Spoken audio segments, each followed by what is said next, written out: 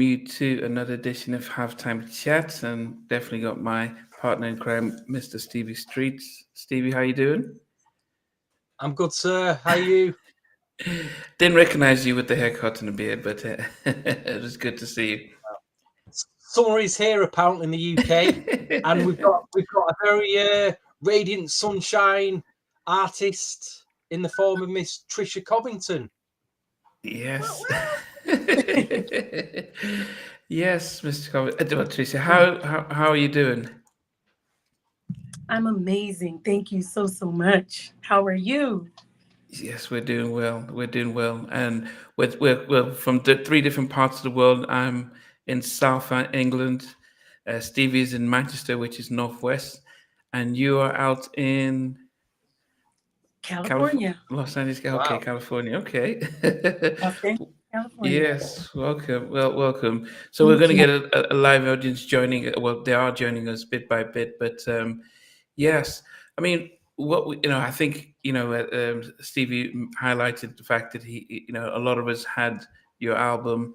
We're definitely amazed by your talents and stuff. But what we've learned subsequently since I've been doing this and since we've been doing this is that sometimes, even if you have great talents and great voice and great production, doesn't necessarily mean great success in the industry. So as fans, we're going to be wanting to just hear your journey and your story and find out what you're doing now with your new music and things. Okay. That sounds Okay. But as we always do, because we have an international audience, people joining us from all around the world, I always like to find out where our guest was sort of born and raised. okay. I was born in Cleveland, Ohio. Okay. Um, I spent a little time there, but I actually grew up on a farm in a little city called Jefferson. Um, I think spent some time also in a city called Ashtabula. Don't know if you can pronounce that, but it's Ashtabula. um, all of these cities are in Ohio. And yeah, when I left Ashtabula, that's when I moved to California. And I was about, I think, 19 when I moved to California. So grew up in Ohio, Okay. grew up in the country.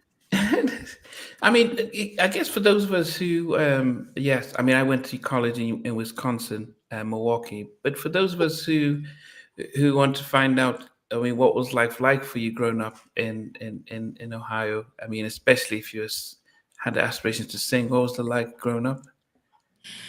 Um, I had a really nice life growing up. It's just a little small, quaint town that I grew up in. Even like in the country, there was a barn in the backyard and just acres and acres of land and green. So not like California at all, where it's Mm. city and it's busy. Even in Ashtabula, population was maybe 1,500 people or so, or more or less, but just very small, very family oriented. Um, Not a whole lot of opportunities. There was only one person there in Ashtabula that had a studio, and his name was Gary Block.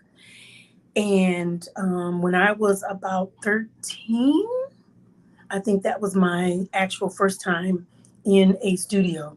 Like it was a dream to, be a star or go to Hollywood or California. It was a dream to be on television. It was really, literally nothing more than that. Um, until one day Okay. it I, was. I I mean, thinking about it, you said you studied at 13. I mean, that seems like a massive step. But where did you start learning how to sing to? I think it was really quite natural for me. My mother told me that I used to walk around the house singing, and my siblings would say, "Can you please tell her to shut up? Can you please tell her to stop? Please tell her to shut up."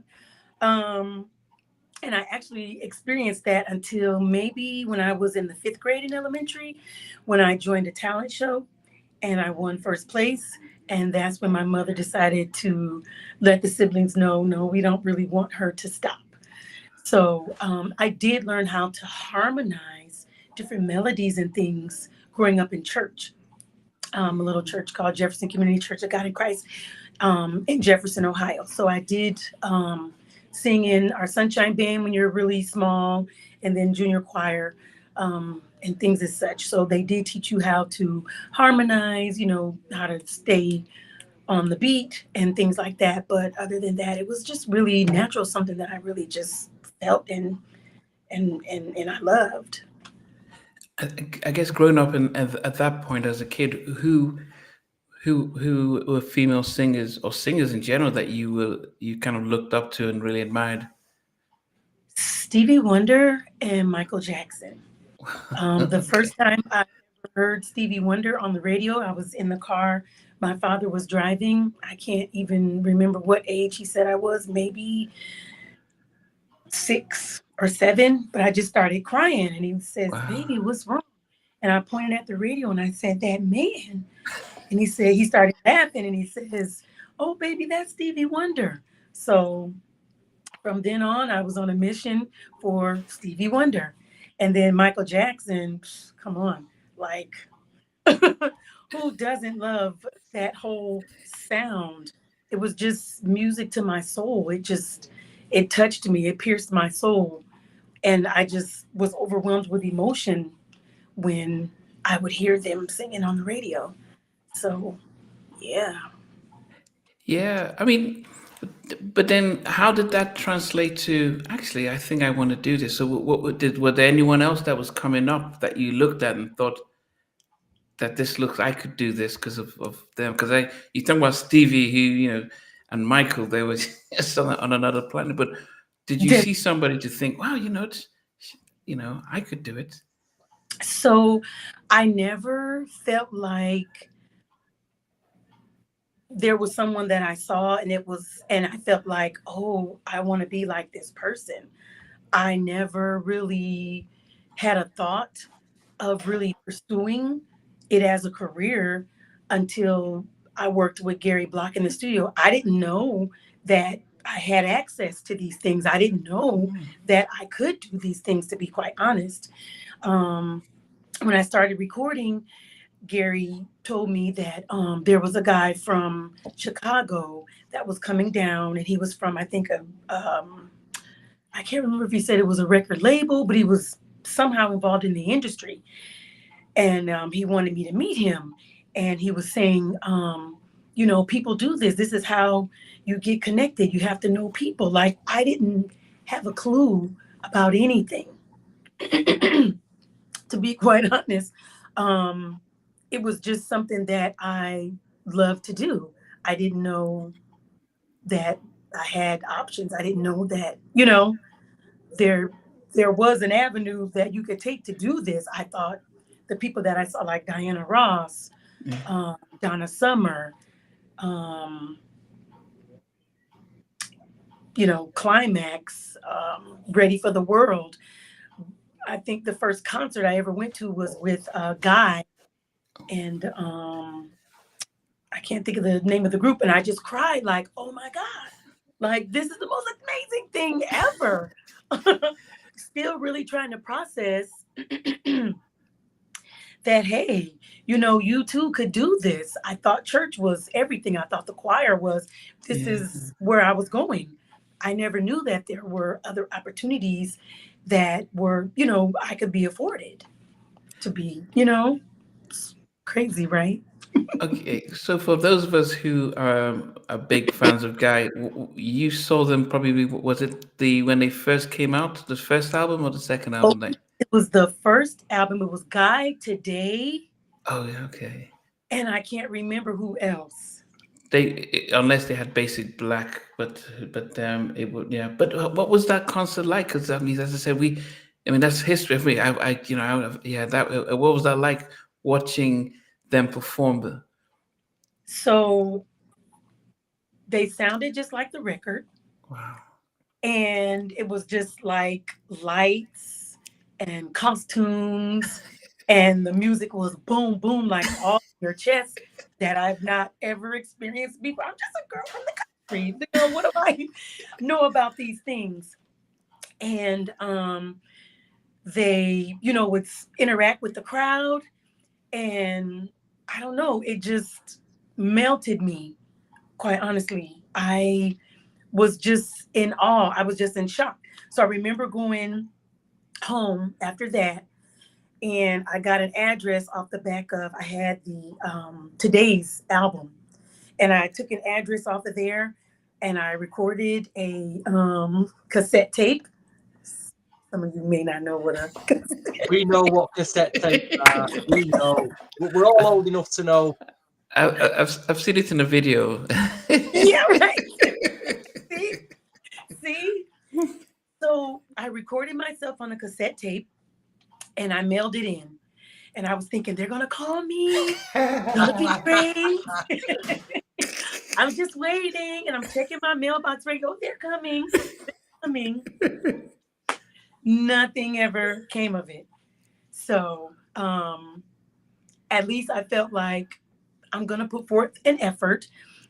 Again, there's no social media. Mhm. There's no everything that there is today. None of that. So I did what I thought I should do. I did what I thought I could do. And really that was it, literally, until I moved to California. Wow. I know that John from Troop just sends his regards. He's watching live, and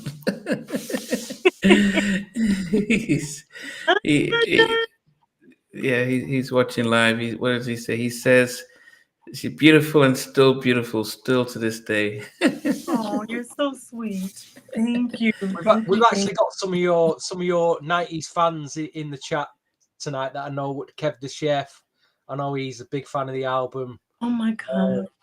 Well, Thank you you. got any music My lovers heart. here? Music lovers here. Cameo 718's here. Yeah, Alex Clark. Alex Yeah, is here as well. but yeah. So God. if you're seeing this stuff, that how did you get invited to the studio? How did that connection happen? As far as recording the album, you mean? No, oh goodness, we'll get to the album. We're just because you said it when you got 13, the one studio in your town that you got invited to go record. How did that connection happen? So with it, the city's like this big, so everyone knows everyone. And oh, Gary Block's cousin told me, Gary's got a studio, and he heard about you singing, I think at a talent show or something. He wants you to come and record. So he took me over there one day. We met. Gary says, this is a booth, and these are headphones, and this is the mic.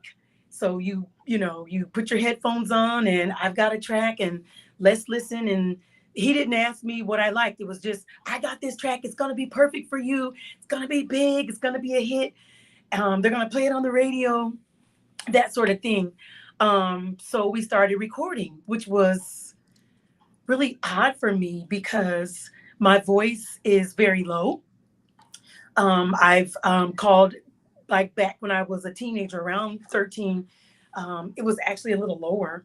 Wow. And I remember calling a friend one time, and someone asked me if I was a guy. And I was so like stunned and shocked. I was just like, yeah, because I didn't even know how to address that. Like, who would think I'm a guy? Well, I guess my voice. So when I'm in the studio recording with Gary Block, I don't like what I'm hearing in the headphones. It's like, I don't know, just mind-boggling. Like, is that what I sound like? Because that's not what I hear when I'm listening to myself. That's kind of like what I sound like. So it took some time for me to even become comfortable with recording in the studio, because he's like, get closer to the mic, get closer to the mic. But I don't like the sound that I'm hearing. I rather hear myself naturally, because that's what I'm accustomed to. So it's a process to become comfortable in a studio. And I'm really grateful, rest his soul. He has transitioned, but I'm really grateful that I had that training, because it did make it easier for when things, came along later. Like it took me, I would say, at least 2 or 3 months before I Oh, was really comfortable with listening to myself, hearing it in the headphones. wow. Now, were your parents okay with you going to a recording studio? I mean, I don't. It's like Yeah, like again, the town is so tiny that okay. everyone knows everyone. Some of them know your business before you know your business. That's how it is. So, she knew my mother. My mother and father had divorced by this time. They divorced when I was 7. Um, but my mother knew who he was, and she was, like I said, I had won the talent contest in the 5th grade. So at this point, she was supportive of whatever I wanted to do. So Okay. not whatever I wanted to do, but she was Yeah, yeah, supportive. yeah. Well, musically. Let Okay, me okay. clear. So, I mean, when you were, I guess, learning and recording that nationally, were they, was, say, Tracy Spencer, were they on Star Search? Was there Stacey Lattimore? Was there, were Stacey they doing the thing? Okay. Lattimore had been out. I can't remember if Tracy Spencer was out at that time, but I know for sure Stacey Lattimore. You really went there because "Love on a Two-Way Street." What year I was this around? remember What that year was it song around? playing on the radio, and it was everything. It was everything. So just took me Yeah. back. So that little flash. No, Stevie was actually, what year was, around what year was this when you started to get into the studio recording? I was 13. No, around what year was this? What year was that? Good Lord. You're talking 87, 88? Is it that period? It was definitely. Yes, it was definitely in the 80s, in the later 80s. Okay. So, Because as we're looking at, you to tell my age, huh? no, no, no, no. I guess it's really connecting the musical talent. So Tracy But Spencer seriously, probably had, maybe she had just come out, but No, Stacey Lattimore about 88 had an album out. That's what I'm going off. yeah, and then maybe yeah, Stephanie Mills. Stephanie Just Mills. Yep, Stephanie Mills was out. yeah. Anita Baker. Anita Baker was one of my favorites, actually. But I don't think, was she? I think she was in a group first, and then eventually she went solo. Okay, but I guess what we're trying to see is that as a young girl thinking about getting into singing, if you saw someone like a Stacey Lattiser who looks not too far away age wise, like oh she could do it, and then maybe when little Stacey Spencer comes out and Star Search, you can start thinking, oh, that's what we were just trying to gauge as to who the young females were at the time. So I don't recall seeing any videos at Okay. the time. Like the radio was all we had, you know. Yeah. Videos that I remember were at the skating rink. And I was probably at that time 15 or 16. Mm. That's where we saw Thriller for the first time. Um, I think I saw Beat It. Yeah, I saw Beat It there as well. I remember seeing the Gap Band Party Train.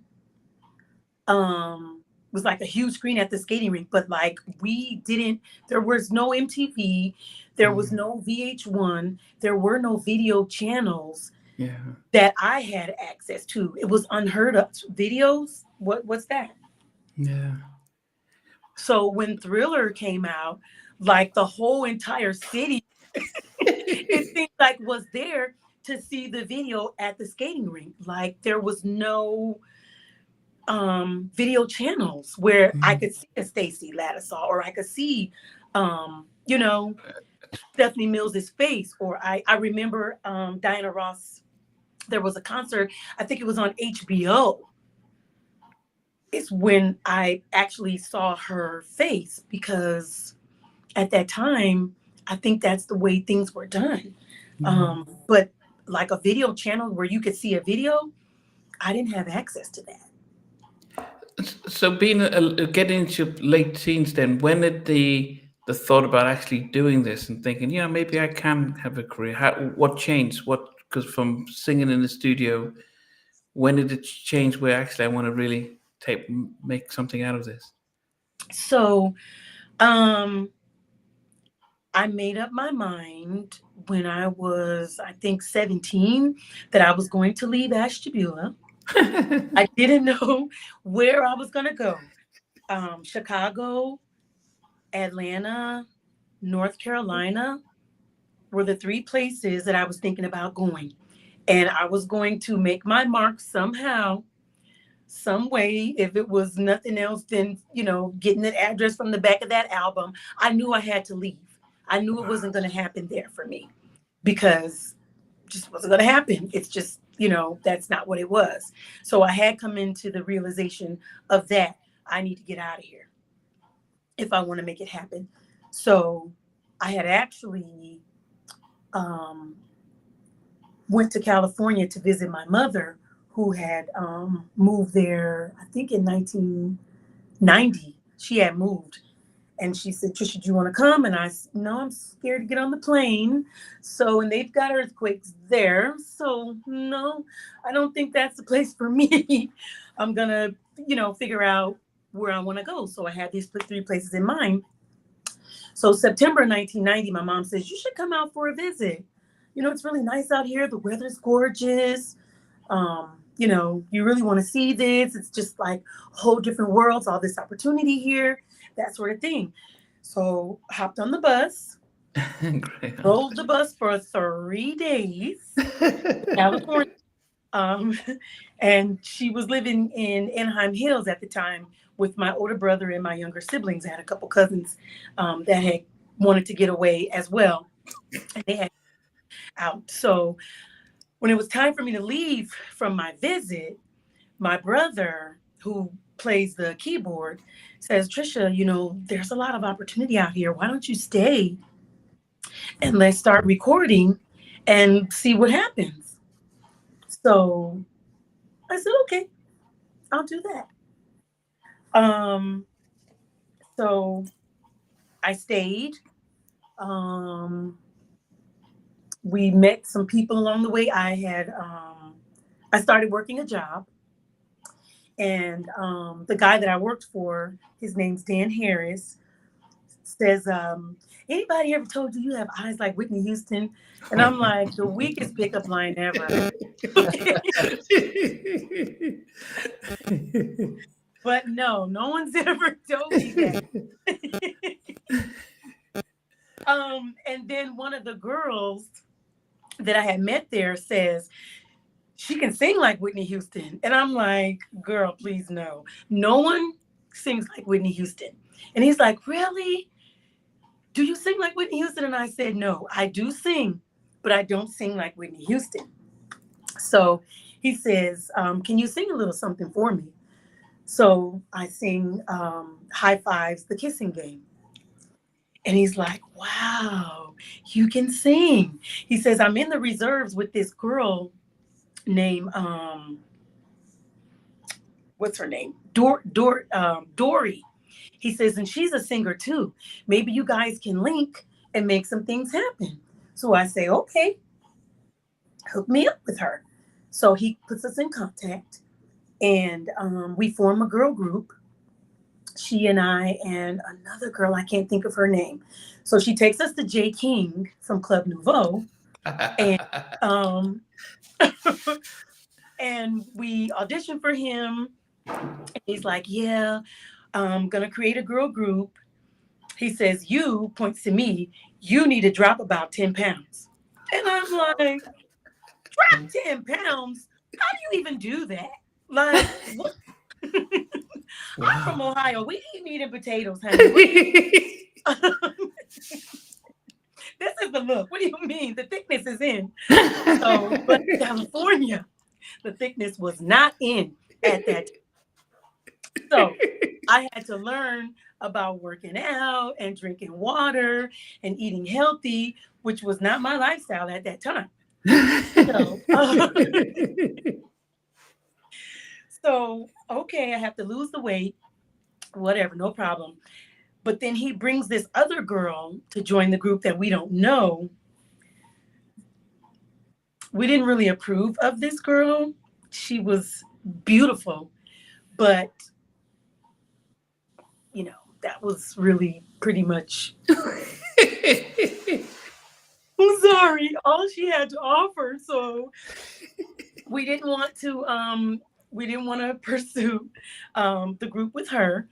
So Dory took me to this guy named Stan, who was a producer at the time, and introduces the group to him.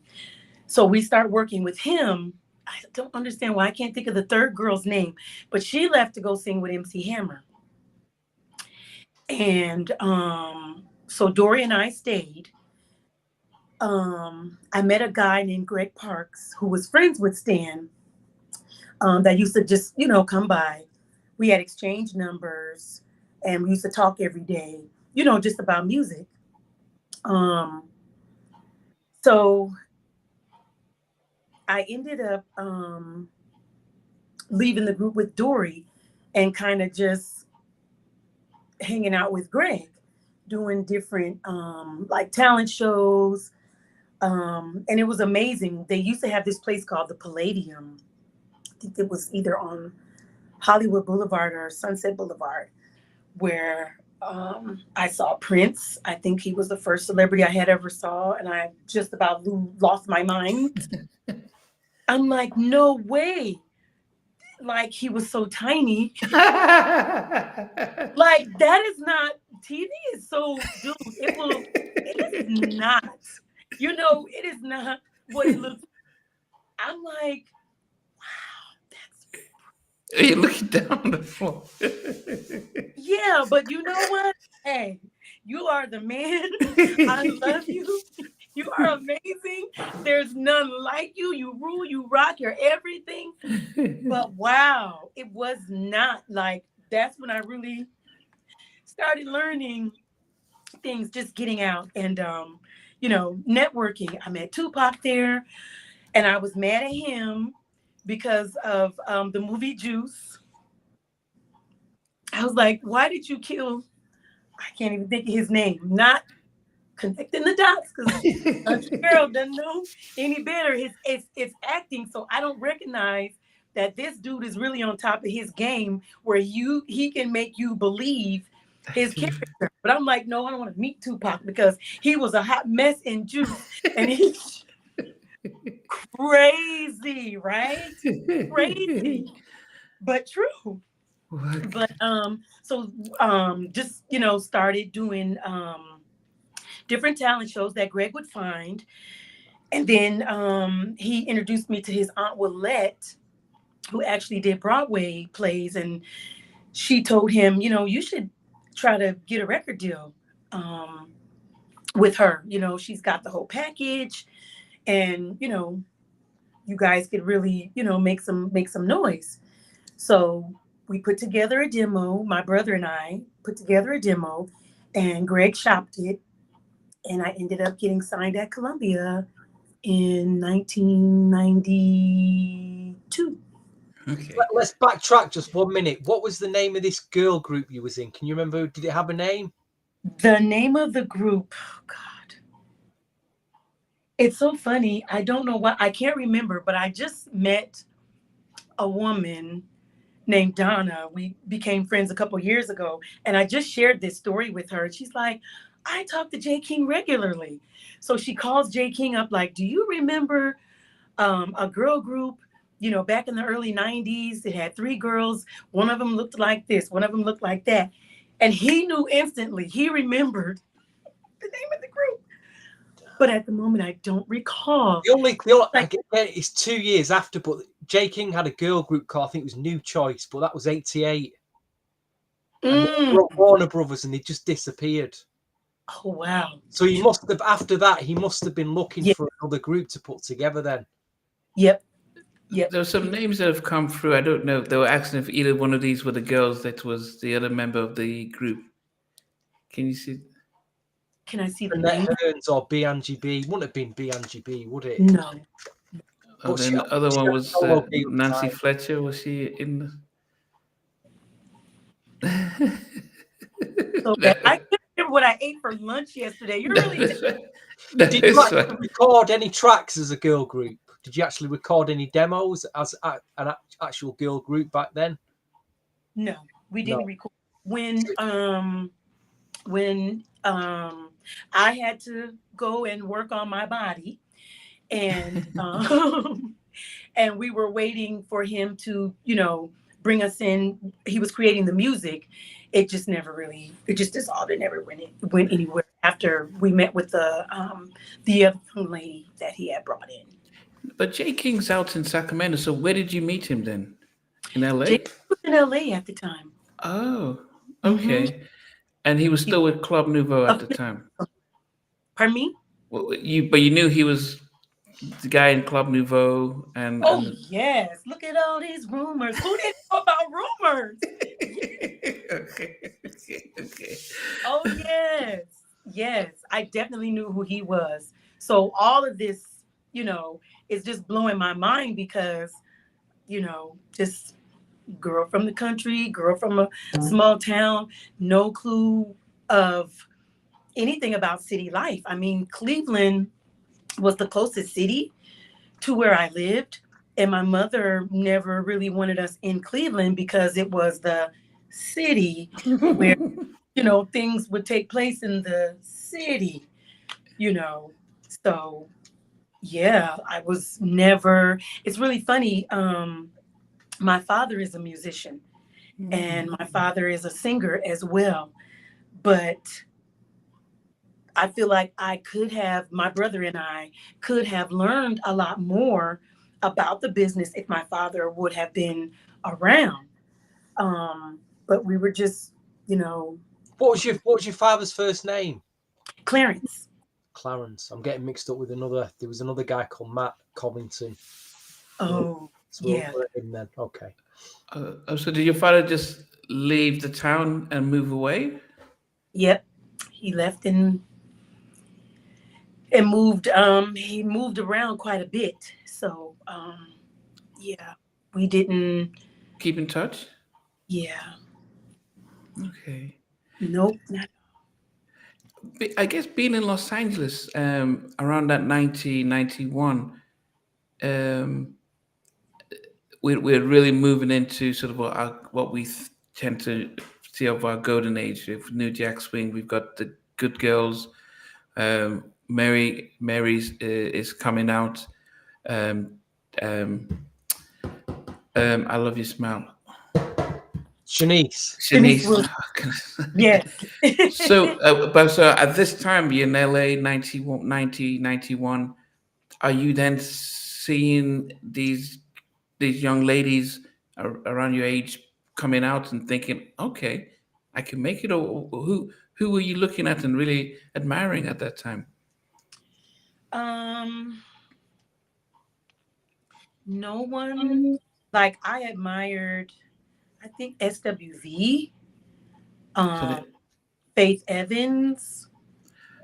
They were a little bit later though. That was because they were around 92. Faith was probably 94. So by the time that 91 was 91. When you got to LA. 91 was what? Jodie Watley, Janet Jackson. It was that. Oh, Janet. Yeah. Definitely. Jodie Watley. Pebbles as well. Yeah, but we still had Shanice. Yeah, Pebbles. Karen White was doing them. Karen was the business. I'm not your superwoman. Karen was definitely the business. I looked up to all of these artists. They were definitely inspiring, but I knew I wasn't going to be that type of artist. Like, they're all choreography. They're all, this. I knew that wasn't what I was aspiring to be.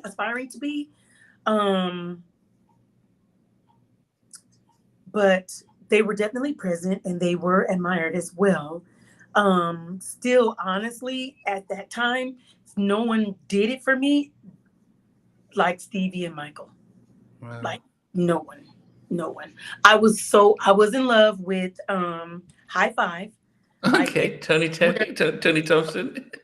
the kissing game, you know, and maybe I don't know, but yeah, no one still really did it for me like them. Then vocally, then who? Because you spoke about your voice being a little bit lower, especially when you're that young age. Who did you have somebody that you thought sounded like you? No, no, no, not at all. No one sounded like me. There was really no women that I knew of that had like a deeper voice. I didn't, there was never even a comparison until after or right before I came out, and Okay, that was Mary J. Blige. yeah. There was no other female, no. And the other question was that we look at things now and see groups that are they're made up for their looks as well as the talent. Um, and in some of the girl groups, there was maybe one or two that looked amazing, but probably just did background harmonies or probably just were on in the group. What made you guys think, the girl that Jay brought through? Yeah, she can't sing, so we're not gonna agree and put up with it. What was? I mean, were you so passionate about your craft that you thought bringing it on might have a negative effect, or you didn't think that if you refused Jay, it might screw up any opportunities? Um, we knew that we were singers and we were inexperienced singers, but we had a vision, and our vision was if we were to accept another individual in a group, she needs to bring it like we were bringing it. So, not saying that she could not have, look at hindsight, you know, it might have worked out really great. But at the time, what we were looking for, that wasn't what our vision was. I mean, even I didn't have, I was sold on the idea of a girl group. I felt like whatever we need to do, let's just sing. All I cared about, let's just sing. Um, there was no, what do you call that? Where they can, the thing on your voice. So even if you hit the wrong note, the computer Oh, auto corrects. tunes, auto tunes. There was no auto tune. Okay. So if you know if you're so that's where we were like you're not gonna be able to um bring it like Yeah. we intend on bringing it if it's just not there. We didn't get it. We didn't. Okay. Yeah, I think for those of us who watched Milli Vanilli, we thought, yeah, you could get away with it. She just needs a smile. Because Millie Vanilli, just look at them, just gorgeous. Yeah, yeah, yeah. But okay, so when you were recording demos with your brother, who was writing the songs? My brother. My brother did all the writing. My brother did all the music, and I had a cousin named Zach that programmed the drums. My brother did all the music and all the writing. I didn't know Did anything about writing a song. What? Yeah. Okay, so you never got into songwriting Oh, I did. at that time, but I early on. did. Especially like after, while I was recording with the label, they were like, "Trish, you don't write?" And I said no, and they were like, "You should be writing. Like, you need to think about something you've been through in your life, or think about something that read a book, pick up a magazine, just envision." So slowly but surely, I started writing. But again, that had to be introduced to me as well. It wasn't, I thought everything was just sing because I can do that. But it's funny you're saying that actually, because I think with some of the R&B artists who didn't really make much money from the industry is that, unlike the hip hop artists who a lot of them wrote their lyrics, so Mhm. they really they got in with the publishing, like, oh yeah, we'll write our stuff, so they really got that balance. But what I've heard from some R&B artists, because they they didn't write as much or weren't strong writers, the label started bringing in writers and producers, and so it meant less in a part for the artist because other people are coming in. Um, but your Correct. brother, did you not ask him, okay, can you teach me how to write, or you were just so focused on singing that, okay, somebody else has it, I don't need to You bother? you got it. Your lane over there. I'm in my lane over here. That was my that's my vision at the time. At the time. But make no mistake, when I signed with Columbia, they told me you need to write. They told me if you don't write, you're not going to make any money off of your records. All your money will be made from you touring. So you should write and you should have a publishing deal and you should do this and you should do that. So that's when they had artist development at The label an actually told you all this. Yeah, yeah, yeah, that's yes. That's a who, revelation, isn't it, Nandi? That's yeah, got to be a first. yeah, who exactly was telling you this? Because this labels don't really. There's no incentive for them to teach you how to make money, because the more, yeah. So who exactly in the label? Randy Jackson. Oh my American God. Idol, Randy. Jackson. American American Idol. Idol. Yeah. He was my A&R. A guy named Ron Overman signed me. And right after he signed me, he left and went to MCA. So then they hired Randy Jackson, and he was my A&R. And yeah, Randy groomed me quite well, Wow. quite well. Yeah, I had, I mhm.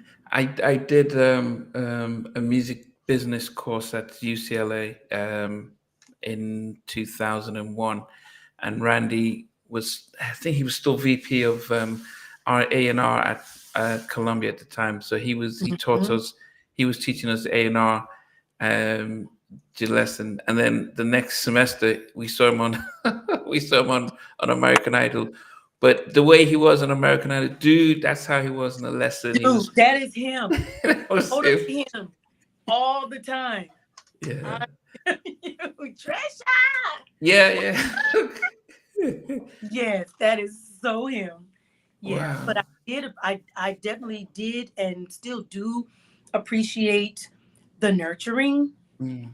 because otherwise I would not have known. Yeah. So okay. So the demo, did you? What happened to the demo that you and your brother recorded that got you the deal? The demo that my brother and I recorded, those songs, Call Me, Bedtime, and Anything Anytime, were three of the songs that were on the demo. Play Me Out, the guy where we went to the studio, um, Alan Tatum, he was the engineer in the studio. And he's like, oh, I have a song that you should demo when we finished recording. So that was Play Me Out. Those four songs Oh, yeah, landed yeah, me the deal. And those four songs are on the album. yeah. Okay, okay. That was, yeah. Okay. So how many demos did you record with your brother? We did four songs, one demo, four songs. That was Wow, told us all we needed was three songs. Three songs and a photo. That was all. wow. Three And, songs and a photo. A bio was unheard of. I'm here. I've arrived. I'm here, y'all. But other than that, that was a photo in your demo with three songs. That was all you needed back then to shop for your record deal. so when you get signed, what happens to your brother? Do they? What Um, happens? Yeah, yeah. When they they sign you? offered him a publishing deal, obviously, because he had written and done the music for those songs. Um, that was pretty much it. Okay. I mean, we kept working on music, you know, we still work on music, Yeah. but that was it. It's like I thought we were a group. We considered ourselves as a group, but the label did say they just wanted me. Okay. I mean, And that's like. Go ahead. Sorry. I felt like what they mean like it's us, like we're a team, like we're and you know, we discussed it and he said, "No, Trisha, we're not gonna fight it. Like, you know, if you insist, they may not want you. Mm, So you get in and you send the elevator back yeah. and pull me up." So that was our plan. And I'm thinking like Billie Eilish, her brother does all the music and stuff, but she's the one signed and stuff. So yeah, so it Yep, does work. it So does. okay, so you get signed. What was that like to be said? Yep, because you know, do you remember the cassette you sent down to Gene Griffin Entertainment, GR Productions, and they didn't receive it? So now, does that? Never thought about that. My was get there. Just get there. I never looked back at anything. It was just get there. So when I got signed, it was still really kind of surreal. It didn't really sink in until I got a packet like this thick of paperwork. And I went to my girlfriend's house with that packet. I'm signing a contract. I got a contract. I took it to my mother. Look at this. I got this contract. This is my contract. And Brandy told us, you guys need to get a lawyer to look over it. And it's like, a lawyer? We don't know. We don't know any. What are you talking about? We don't know any lawyers. So, like, the whole process was really mind-boggling. Like, just, oh my God, just like an experience that I don't know. You can only experience once Mm, in your life. Like for me, um, like I felt like it wasn't long. It wasn't long. Like I've talked to some people and it's like, oh, it took me 5 years to get a deal, or oh, I've been trying for 10 years and it's been 20 years and I've never gotten in. Which I'm thinking in my mind, this is how it works. I don't even know, that the story is different for the next person. mm. Like I'm clueless. I am so clueless.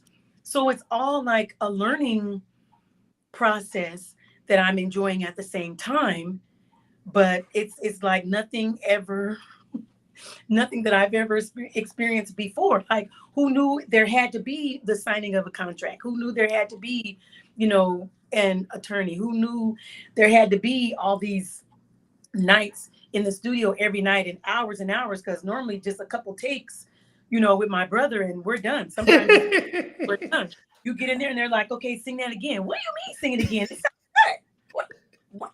Like, I'm just, I'm learning as I go.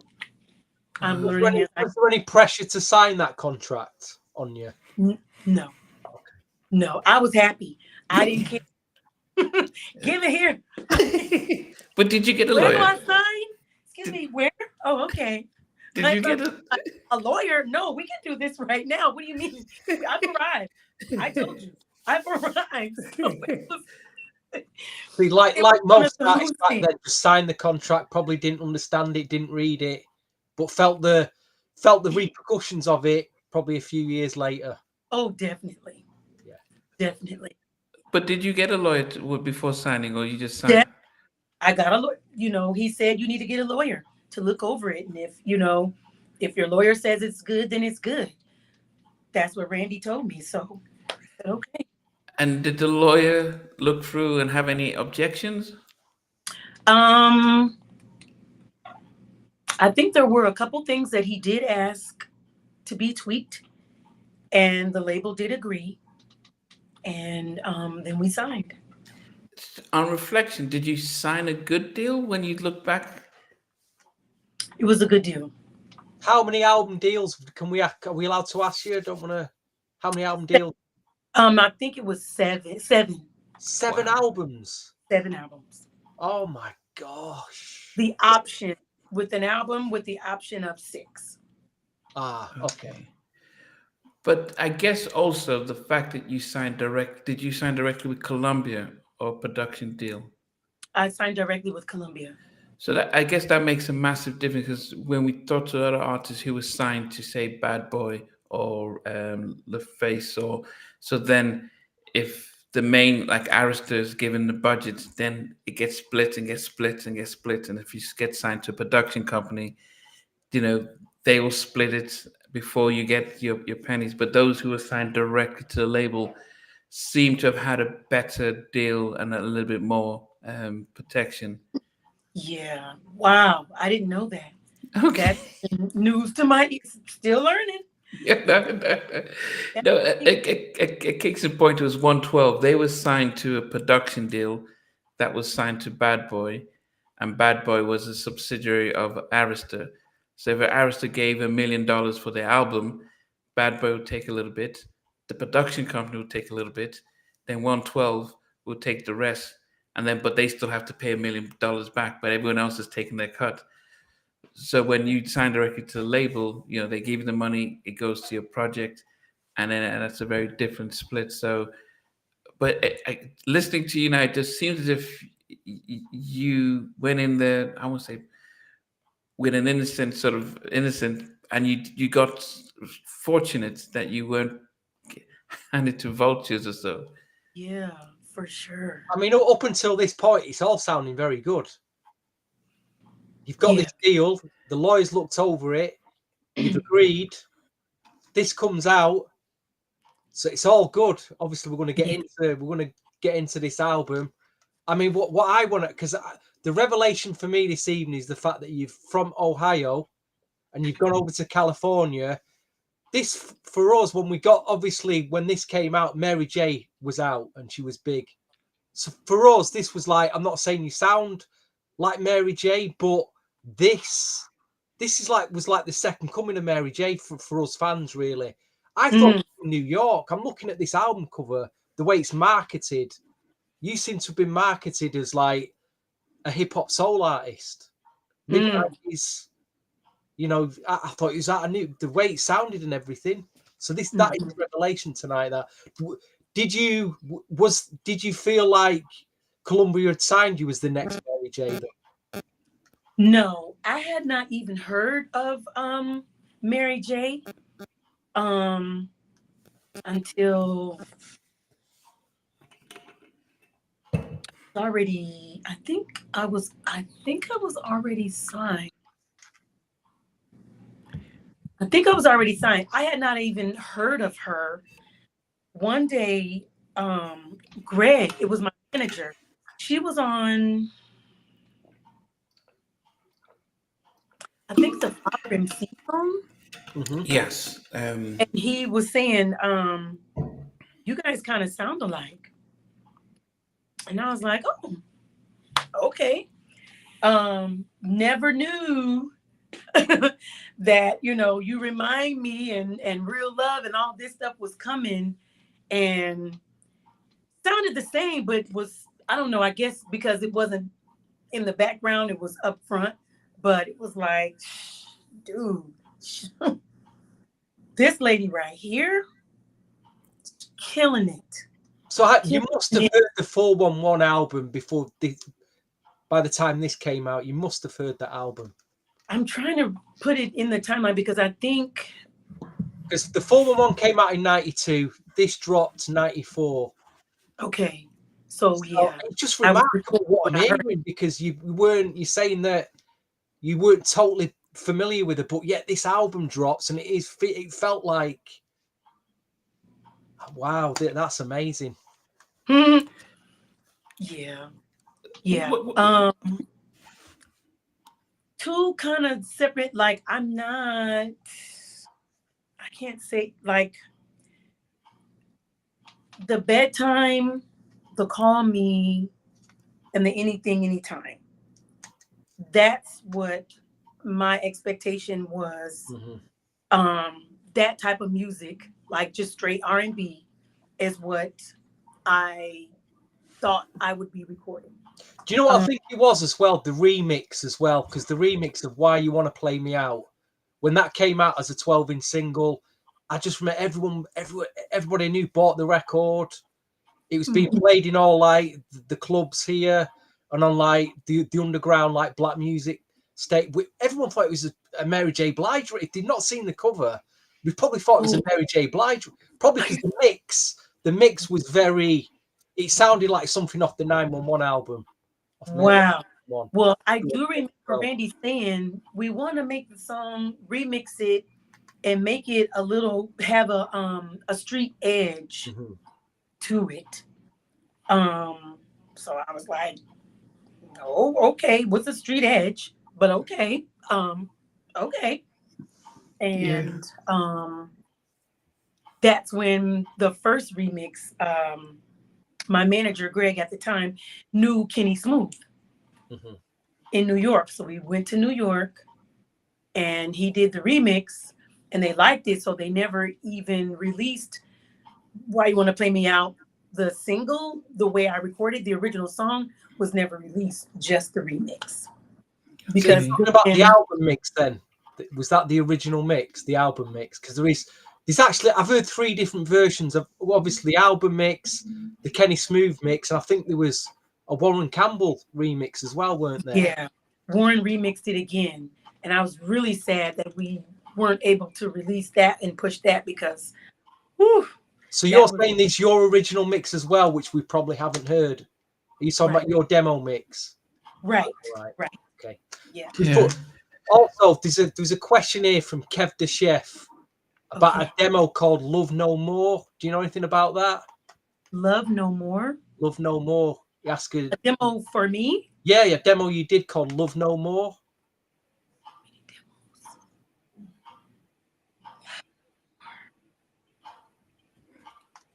I don't quite recall. Can you sing it really quickly? It's in the chat. There's a lot of unreleased stuff in the 90s that didn't come out. A lot of demos. I did like that, that ended up floating around. Like 40 or 50 demos. Yeah, I did so many songs. And I remember being brokenhearted because there were a few songs that I wanted to keep for the album and I was not able to. Yeah, but I think just before that though, I mean, when you get signed,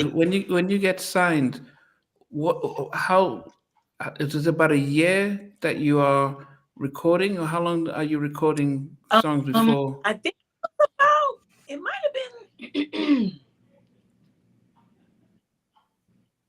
it was over a year. It may have been close to maybe about a year and a half or so.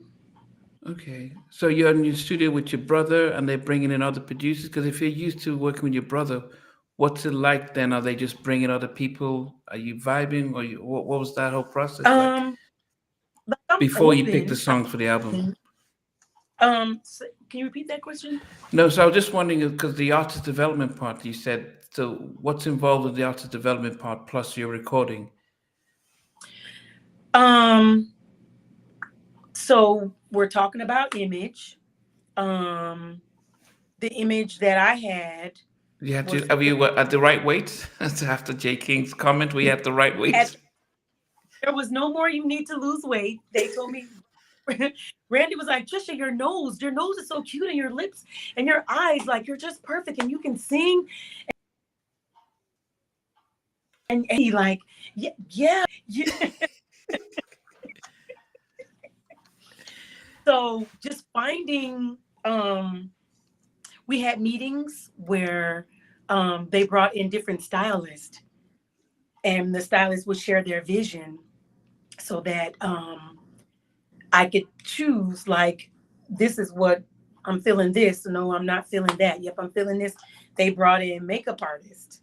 They brought in hairdressers that said, you know, I can do this, I can do that. It was all like unbelievable. Um, I had no clue what was, I just followed the lead. You know, they're telling me this is what we do. This is what you need to do. Here's what you need to do. We're going to send you and, you know, talk to a publicist. We want to make sure that, you know, when you're interviewed, you interview well. They're going to tell you what to say, what not to say, you know, how to say. It was just a ton of really developing Trisha Covington. Are they also teaching you how to perform and sing? This is all before you come out and stuff. Wow. This is, I mean, it's all after I'm signed, but Yeah. yeah, they're telling me this is how you hold the mic. This is, you know, they bring in choreographers, you know, and this is their vision, you know, of whatever. For like the first single, they were brought on much later, but like for the single, and then you pick the choreographer. They would have auditions with a bunch of dancers to pick dancers for, you know, shows. There were some dancers in the first video. Um, everything was a process. Things you know, I wouldn't think of, but everything was just. They knew what the label knew what needed to happen. The label knew what to do, and I basically just followed their lead. But you mentioned that you were not a sort of a dancer, like a janitor or so. So, do they then see what's more comfortable for you? You know how you would perform, just so that you could, because SWV weren't really dancers. And I remember interviewing Tony Rich. He said the same thing: artist development. He spent a year pitches and choreography, learning how, if you're on stage, how to perform. And I was just wondering, you seem to have gone through that process of how to feel comfortable on stage when with the song. So, my manager brought in a guy named Frank Gatson, and he was the choreographer that I fell in love with. Um, so when he came in, I had been working with two dancers, and Randy was there as well. And Frank's like, she can't do all that and still, you know, she's gonna run out of breath. She can't do all that and sing. So he's like, no, no, no, no, no. You need to listen to me. Here's what you need to do. And that's when I was like, this guy is the guy for me, because he knew exactly.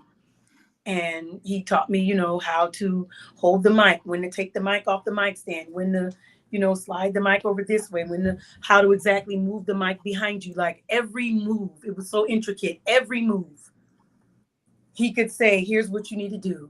Here's what, you know, this look, you need to talk to the audience. Okay, you guys, come on, clap with me. Okay, you know, move over here, talk, you know, dance with every single move, just information that I could use. He poured that into me. You know, when it's a slow song, we're just gonna go over here, you know, sit up here, or you know, and this is what you're gonna do, and we're gonna use our eyes, and we're gonna do this, we're gonna do that, we're gonna shake some hair, and we're gonna just.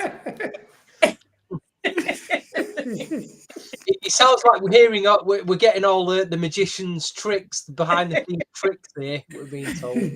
Listen, at least you're getting everything that today's artists just don't seem to get. Dude, seriously. All, you know. That's just what it was. That's just what it was. He was like, your makeup needs to be right. This person, your hair needs to be right. This person, your wardrobe needs to be right. Let's look at, like, he just took it to another level, to the point where my second single, Slow Down, Frank actually directed that video. And from there, he took off. Everyone wanted, who did this video? Who did this video? Yeah. So yeah, we're going to go through. John just says shake some here. We're going to go through the album song by song, but before we get there, do you get to? Did they ask you who do you want to work with on the album? No, when you're recording, or they just say, okay, we got the songs that you have for your demo, and we got to get different producers to record different things. Or what's that process like? that process was, we love Call Me. We love Bedtime. So we know we can use these songs. but you need more songs. People, Randy would call us in, Greg and I, and there were at the time cassette tapes. Say, you know, this is a cassette tape. This person sent this in. This person sent this. So we went through cassettes. And if the song sounded good, we go in and record it. Do you get to pick? Do you say, "Oh, I like this one," or did they just say, "This is what we want you to sing"? To record, I could say, "Oh, I like that," and we would record. But when it came down to cutting songs for the actual album, they let me keep the ones that my brother and I had done, but they picked the rest of the songs. They picked. Randy picked. Steve, do you want to open up the album and we can go through the first one just to get the background story? The first track on the album was the first single, "Why You Want to Play Me Out." Yeah, what do you remember about that one? Again, the guy that Alan Tatum that recorded my demo with my brother and I was the engineer, and when he finished recording, he's like, "I got a song for you," and I was like, "Really? Well, let's see what you got." And we cut it and we took it in, and Randy loved it, so it ended up making the cut. Well, we remixed it. He did say it needed to have a remix, and that's when we went to New York and recorded with Kenny Smooth. But that's really, that just kind of fell in my lap, honestly. Recording another demo. Yeah. Did you realize, though, when you recorded the remix with Kenny Smooth, that you were getting this Untouchables? Had you heard of the Untouchable sound at the time? How big it was? Not before then. Greg, my manager at the time, he knew everybody because he used to be he was a dancer, and he did a lot of break dancing for Ice-T. So they used to, before I met him, have all sorts of, break dancing contests. So he was connected to the street. He was connected to the hip hop, the everything I had never heard, he knew about. He was connected. That's how I learned. He would say, this is this person and he did this, and this is this person and he did this, and foreign to me, but sounds good. So I'll buy that. Was you happy with the remixes, though? I was happy with the remix, definitely, because the original of "Play Me Out" was dated. It was definitely dated. Good song, but it was dated, so it definitely needed some help. I mean, I felt the album, the actual album mix was kind of, it had like a New Jack sound by '94.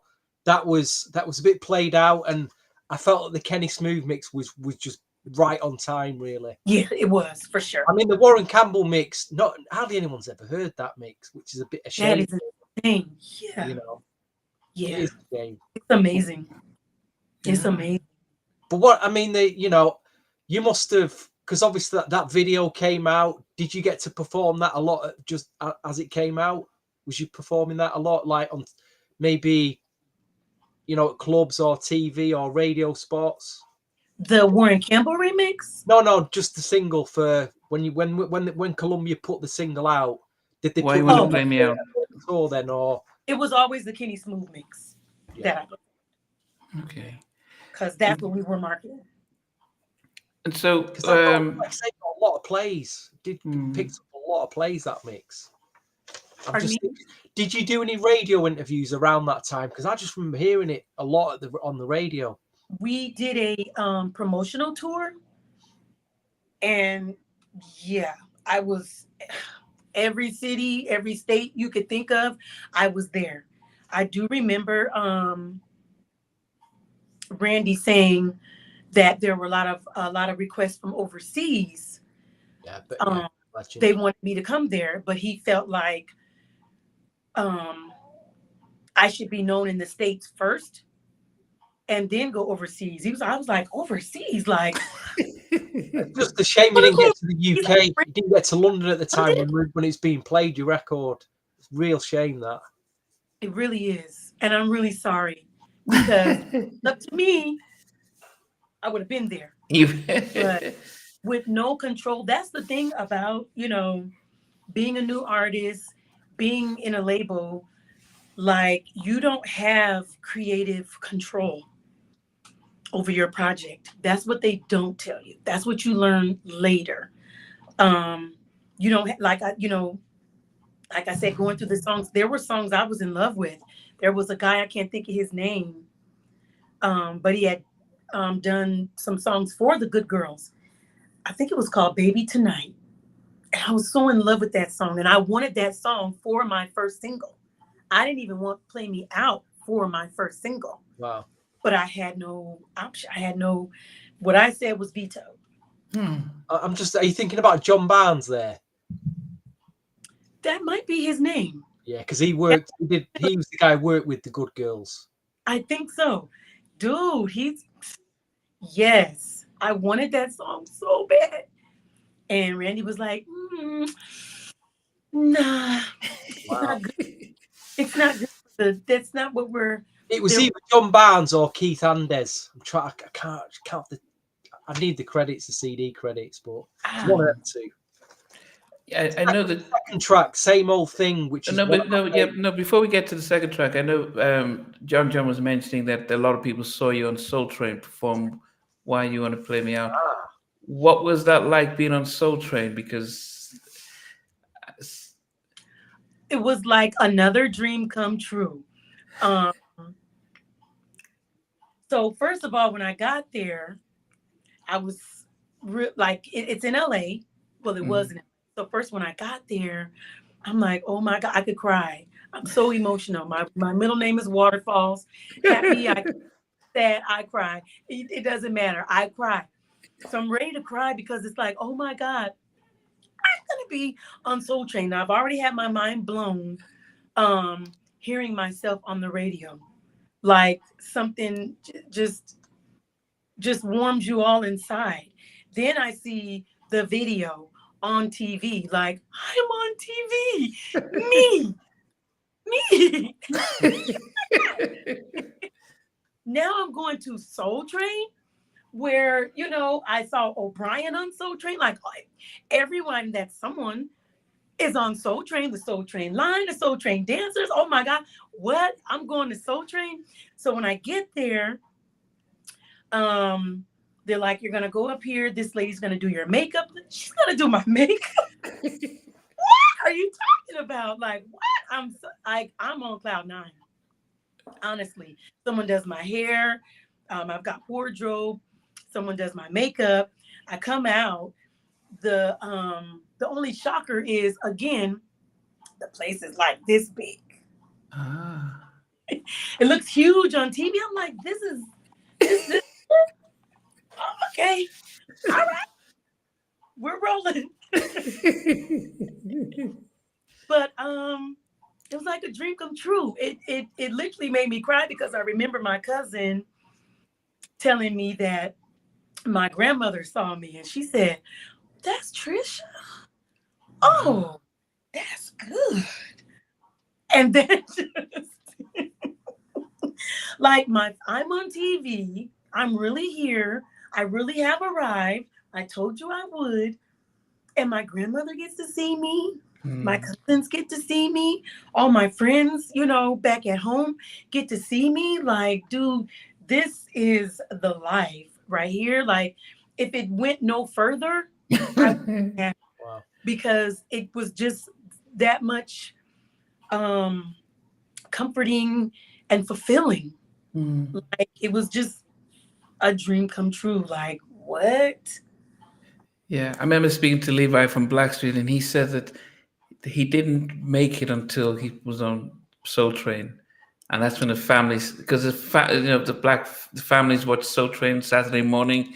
So if you're on Soul Train, it's like, oh, everyone's seeing you there. So exactly, yeah, you have. Yeah. Okay. And okay. Yes. You said what was the next single?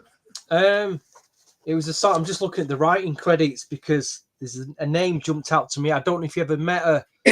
talking about Same Old Thing, written by one of the writers was Sherry Ford Payne. Did you ever meet her? Sheree Ford Payne. The producer on that was Kyle West. Randy D. Jackson. Randy's listed Randy. as isn't it? So Kyle West did that song, Huh? but Randy Jackson kind of went in, and I think he's probably on just about every song. He's done a Gene Griffin, has he? He did. Griffin and managed to get his name On everywhere. his, which is be like, Trisha, you should let me play on here. You should let. I'm like, go for it. So he did kind of reproduce everything on there. But Kyle West. Are you serious? Kyle West? Yeah, that originally produced Same Old Thing. Wow, I didn't know that. Because obviously he's only credited as one track on this album. That's a shame, that. Wow. Shame. But Sheree Ford, what a name that is. As you know, what a name. You know, a lot of people have forgotten her, which is a shame. Yeah, she's amazing. I fell in love with her. She is amazing. Like, she's a beast with the pen. Her voice is angelic. She's amazing. Wow. So, okay, so Chimbis, it is Randy Jackson from American Idol. So you initially were in the studio with Kyle West. Did you know him, that he was Albie Shaw's cousin, that he did those albums? And so I was never in the studio with Kyle West. I never met him. I was in the studio with Randy. Sheree Ford Payne did the backgrounds, and I sang. So she must have written it with Kyle West, and then okay. You know what, Namdi? Maybe in the future we need to get Kyle. He has been on with Namdi. We need to get Kyle West on with Trisha. Get them both on a live and just see if we can recall them songs. Wow, goodness. Seriously. I mean, you know, it's a great that song is one of my favorites. It's one that I played a lot. Again, I heard it on the radio. It got played on the radio a lot as well as an album cut, especially in my city. So people did it. And it should have been a single, really. It's a shame it should have been as a single. Right. But I could say that with quite a few tracks on this album. Let's go to the third one, because we'll probably be here all night otherwise going the whole album. Slow Down, obviously produced by Kyle West, but you've got some other names on here. You got Mark Nelson listed. Mark Nelson is the writer. Mark Nelson wrote it. See, he's listed here as produced by Mark Nelson, Kyle West, and Randy Jackson again. That's what it says. So these credits are all over the place. So what happened? I mean, what could you remember about recording that track? Great track, though. Yeah. Great track. Slow down, yeah. Going into the studio, that one I went in and recorded with Mark Nelson. Okay. Fell in love with that guy. This guy, like, you need to choose some bubble gum because it keeps your throat moist. And I'm like, huh? From then on out, there would be a stand in there with a pile this high of bubble gum. And when the flavor's gone, I don't want this anymore. So, like, another piece, but it really did keep your throat moist. Wow. You know, it wasn't about drinking warm water or honey and lemon.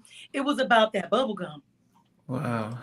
So working with him was really like a dream come true. Like, the harmonies that he did, like, he took me somewhere that I had not been before. And his voice was just like, good Lord. Yeah. Just made me melt. And I was like, this dude, he is amazing. I'm like, wait a minute. But I fell in love with Slow Down. I was like, you really should sing this song yourself, because I'm not going to do it justice the way you do it. Honestly. That's how I felt. He was no, this is, you got this. And I'm like, yeah, okay. But It does not sound anything like it did when he sang it. Oh, you had his. How was his version? He sent in the demo. That's how I became familiar, and I was like, "Oh, I want to cut this one." His version was, I think he might be on some of the backgrounds if I remember Yeah, he's correctly. listed as a background singer. He's listed as a So background singer. Yeah. his version was just like, I'm trying to think of a word to describe it. Just, dude, he put the stank on it. It was just different. Obviously, our voices are different, but he's got that sultry, just make you melt when he opens his mouth. I've heard him sing live, and it's Mm. Was You know Kyle what, West Andy? there though? Was Kyle West in the studio? Because you never met him. Kyle- Okay, so okay. Yeah, I think It gets better now. It was actually there's a remix of it done by none other than Dallas Austin.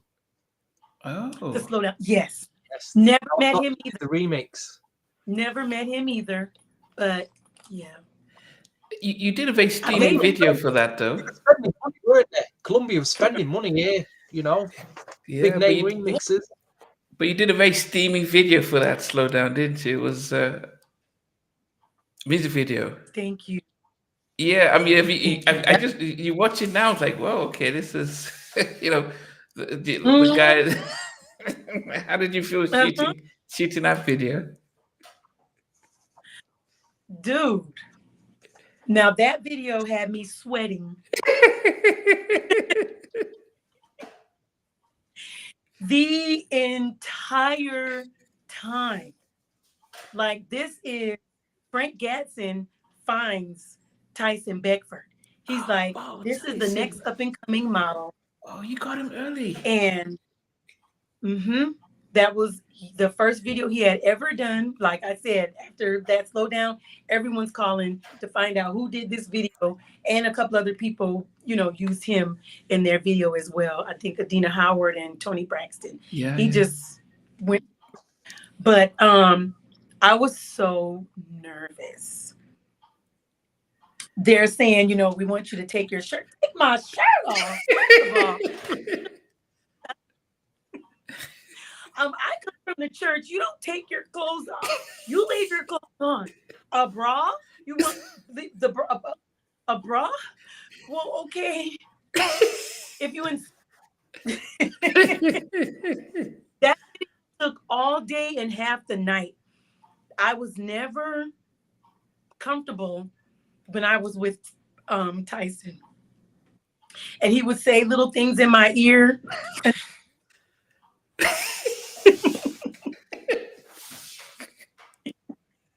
And sorry, excuse me. I remember sweating. I had to keep saying, let me go to the bathroom. I got to go back to the bathroom because I got to sweat, y'all. I gotta wipe this sweat. Like, excuse me. My lips are getting dry. But dude, that dude, Lord have mercy. I am telling you, Frank's like, Trisha, you gotta relax. They wanted me to kiss him. He stuck his tongue in my mouth. Whoa. And I just met him that day. So for me, you gotta remember, I'm from the country. I'm from a little town with, just a little, we don't meet people and kiss them the same day. Okay, we don't do that. We don't take our shirt off and let cameras and a whole room full of people see us in our brassieres, or what we call them back in the day. You didn't do that. So it was really hard for me to focus. But I do, again, I really thank Frank Gatson. Because he would say, Trish, you need to just think about this. Don't think about it. Just do this. Just close your eyes. Just do this. You just need one shot. One shot. So he calmed on me, you know, and then we go to another scene. He's kissing your And tummy. I'm sorry. He's kissing your tummy as well. He's kissing and licking my tummy. What, baby? Dude, I don't even know what's going on here. I had to my pants were unbuttoned and my zipper was down. So the one part I'm like, oh my God. There's even a scene where I'm hugging him and you can see he had said something. I'm like,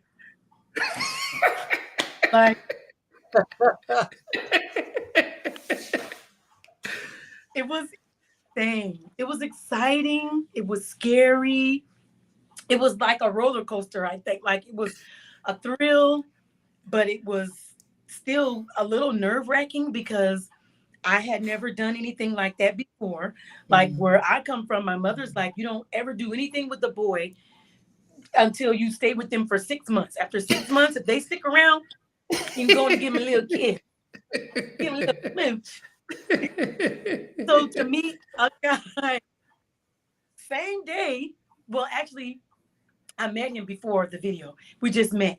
But the video and lights, camera, action, totally different. So that was a lot for me. Whew, that was a milestone. Yeah, people would call me Crew. So yeah, I clearly had let myself go for that video. Oh goodness. Yeah, my favorite song Whew. on the album is track number 4. All in Love is Fair. Wow.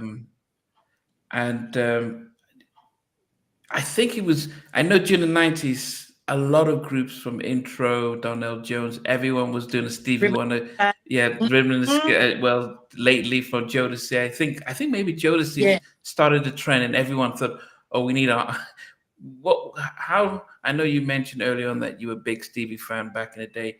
How did that song and being recording that, whose idea was it? It was so Randy, once we finished the record,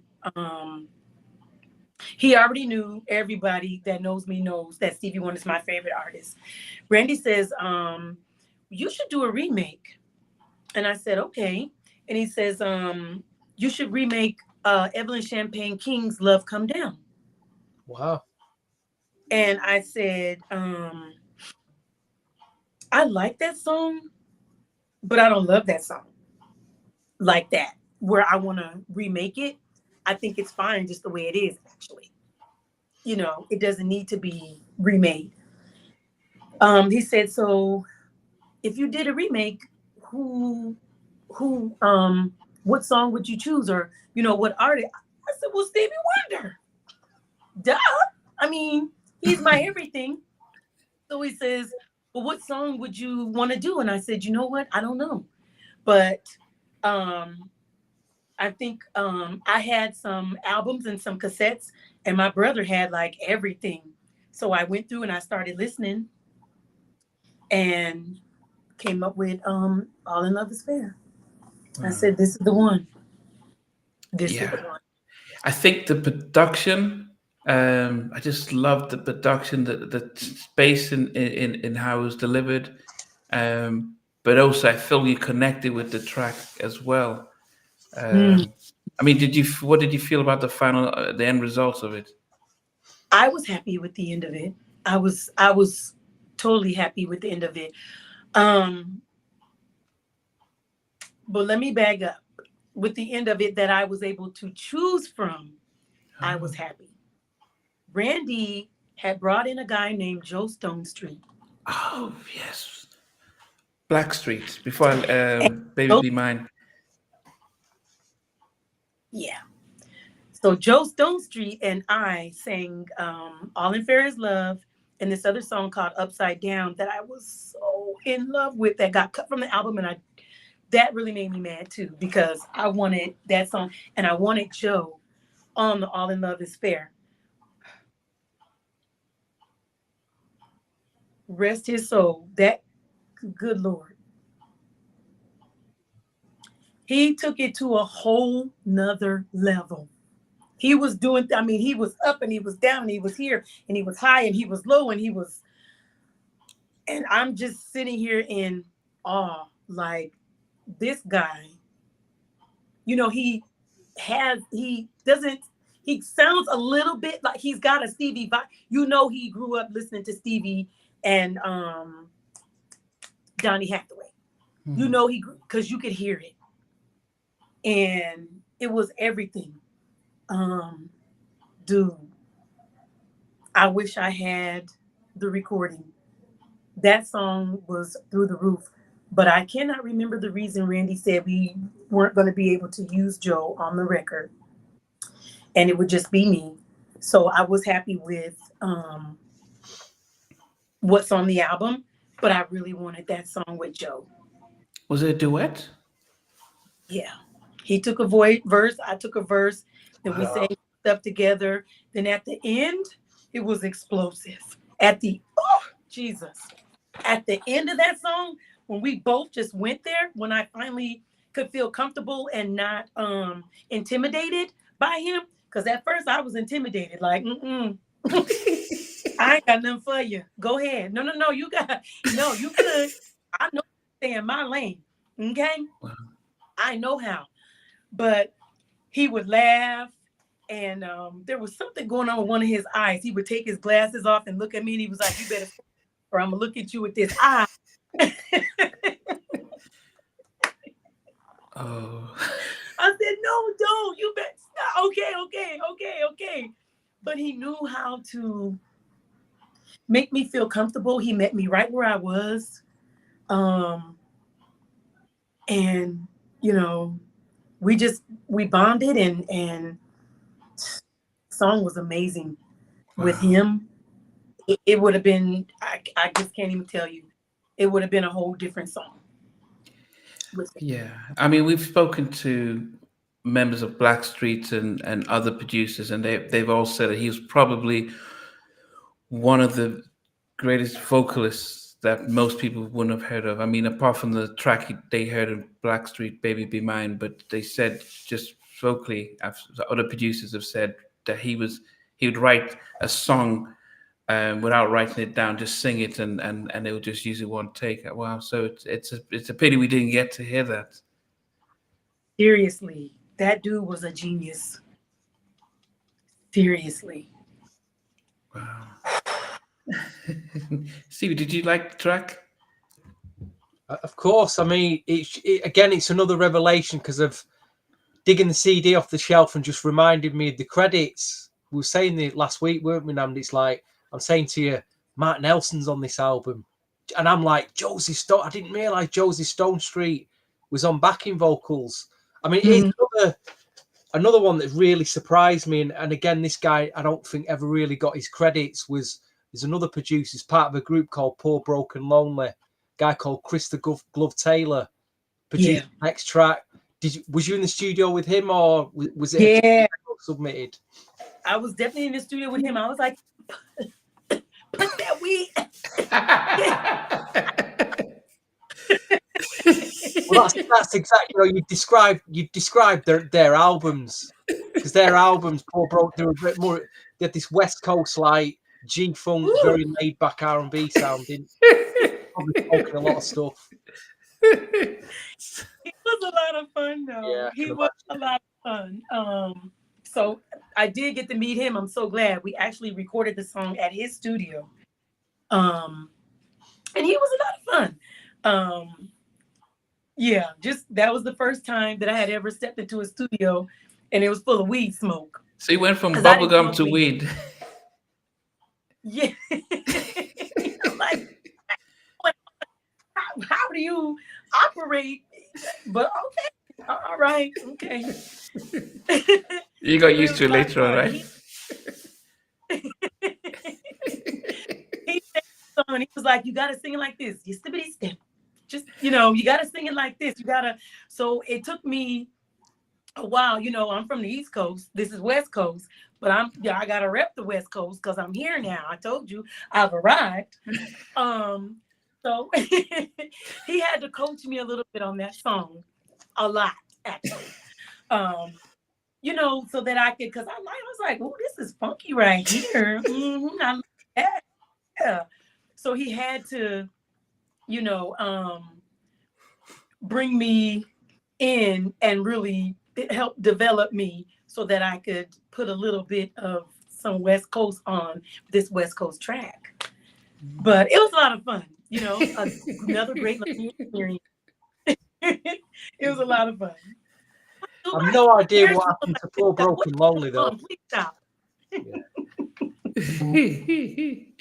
Oh, goodness. No idea what happened to the group though. They just kind of they had a couple of albums out and then they just again. I think one of the singers is RC. I think he went on to record a load of tracks though, solo stuff. But yeah, that was just to remind the viewers that was so tight, the track. Yeah, so tight. So what's next? Call Me. Cool. Yeah. This was one that you did Call with your Me. brother? That's the one I did with my brother. That we demoed that song. That song, actually, when we demoed it, my brother had, I think he said he had written that song like 10 years prior to me ever laying it down. He wrote it about a girl, obviously. And yeah, he was like, you need to bless this track. I was like, I'll do my best. No. So there we have and then we have Let's Get It On. Let's Get It On. That was Jay Mitchell presented that song. Jay Mitchell is the same one that did Upside Down that I had done with Joe Stone Street. Okay. So Upside Down got cut, but we did end up keeping Let's Get It On because Randy was like, you need a party song. And he was like, you need to write something, and Jay's gonna give us a track. So it was me, Randy, and Jay Mitchell in the studio writing Let's Get It On. And that was so much fun. Oh my God. Jay Mitchell acts kind of a little bit like Randy. So he's a hoot. You can imagine, like, we didn't get a lot of work done all the time because these two are just big jokesters. So we're laughing, you know, we're working a little bit, but we're laughing a lot and just, you know, having fun. So that was a lot of fun. Did you feel ownership? Did you feel like this was yours because you did co-wrote it? Finally able to write on something. Finally feeling like I, you know, got my feet on the ground. Yeah. Because, you know, it's a different process just picking out a cassette and I like this and I'm recording it. You know, I mean, I put myself, you know, in the song, but yeah, to actually put your pen to the paper and write something that I'm going to sing as well, and I'm writing for the first time in my life as an artist, it's like, okay, you know, this is all right. I can't do this. I just, you know, again, was never on my radar, but I can't do this. And yeah, I definitely should be doing this. You know, I know how to interpret what I'm feeling or what I'm thinking or what I see or, you know, whatever the case may be. So yeah, that was a good experience. Okay, so we get to bedtime. Now, I think you mentioned that this was one of the things you demoed with your brother. Yep. Did your brother, apart from getting the writing credits, did your brother get to record you in the studio for the album? For the album, it was Randy. For everything on that album, it was Randy. Okay, so your brother doesn't get to come in and say, "Oh yeah, this is how we did it." So it's like, okay.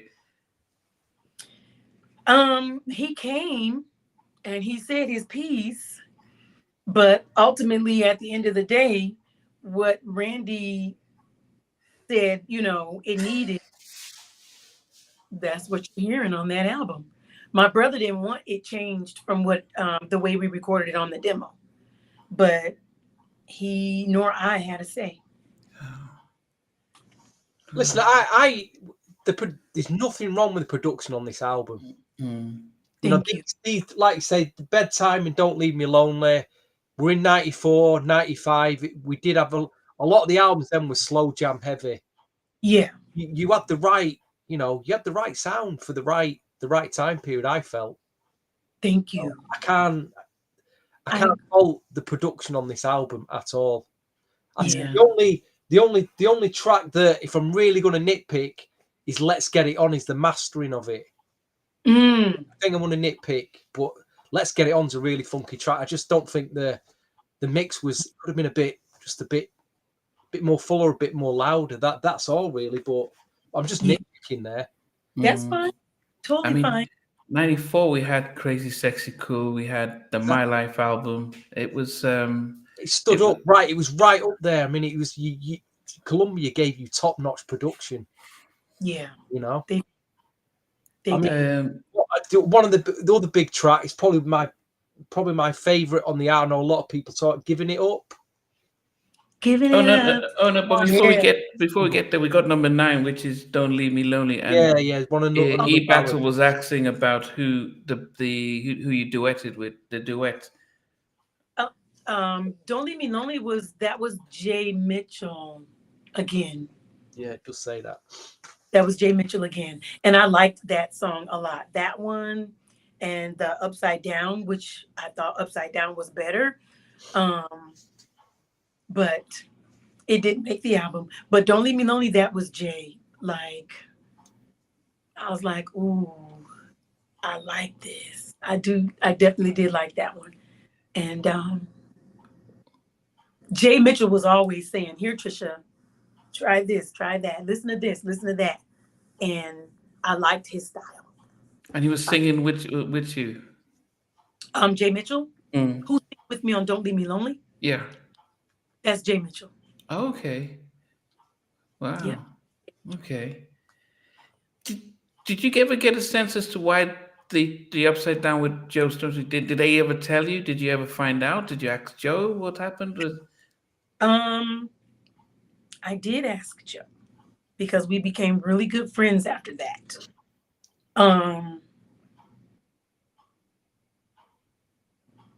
I don't think they wanted to pay him correctly, is what he said. Randy said he just didn't think it was right for the album. So wow. I wonder, Steve, what year did the Blackstreet album come out? Was it 94? Yeah, 94. Yeah. So, and what you recorded this in 93? The album?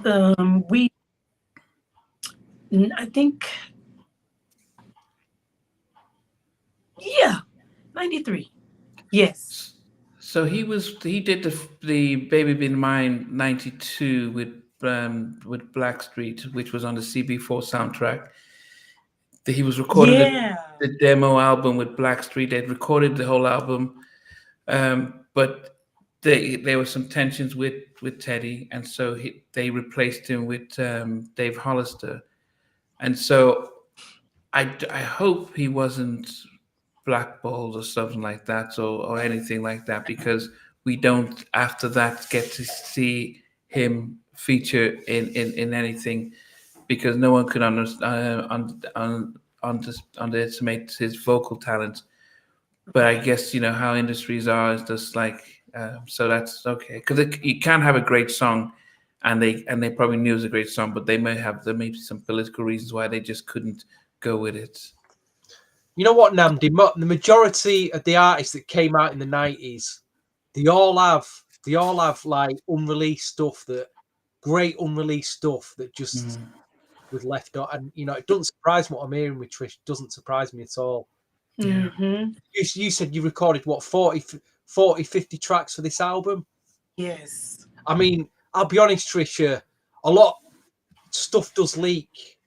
I know there's probably tracks of yours that has leaked on cassettes.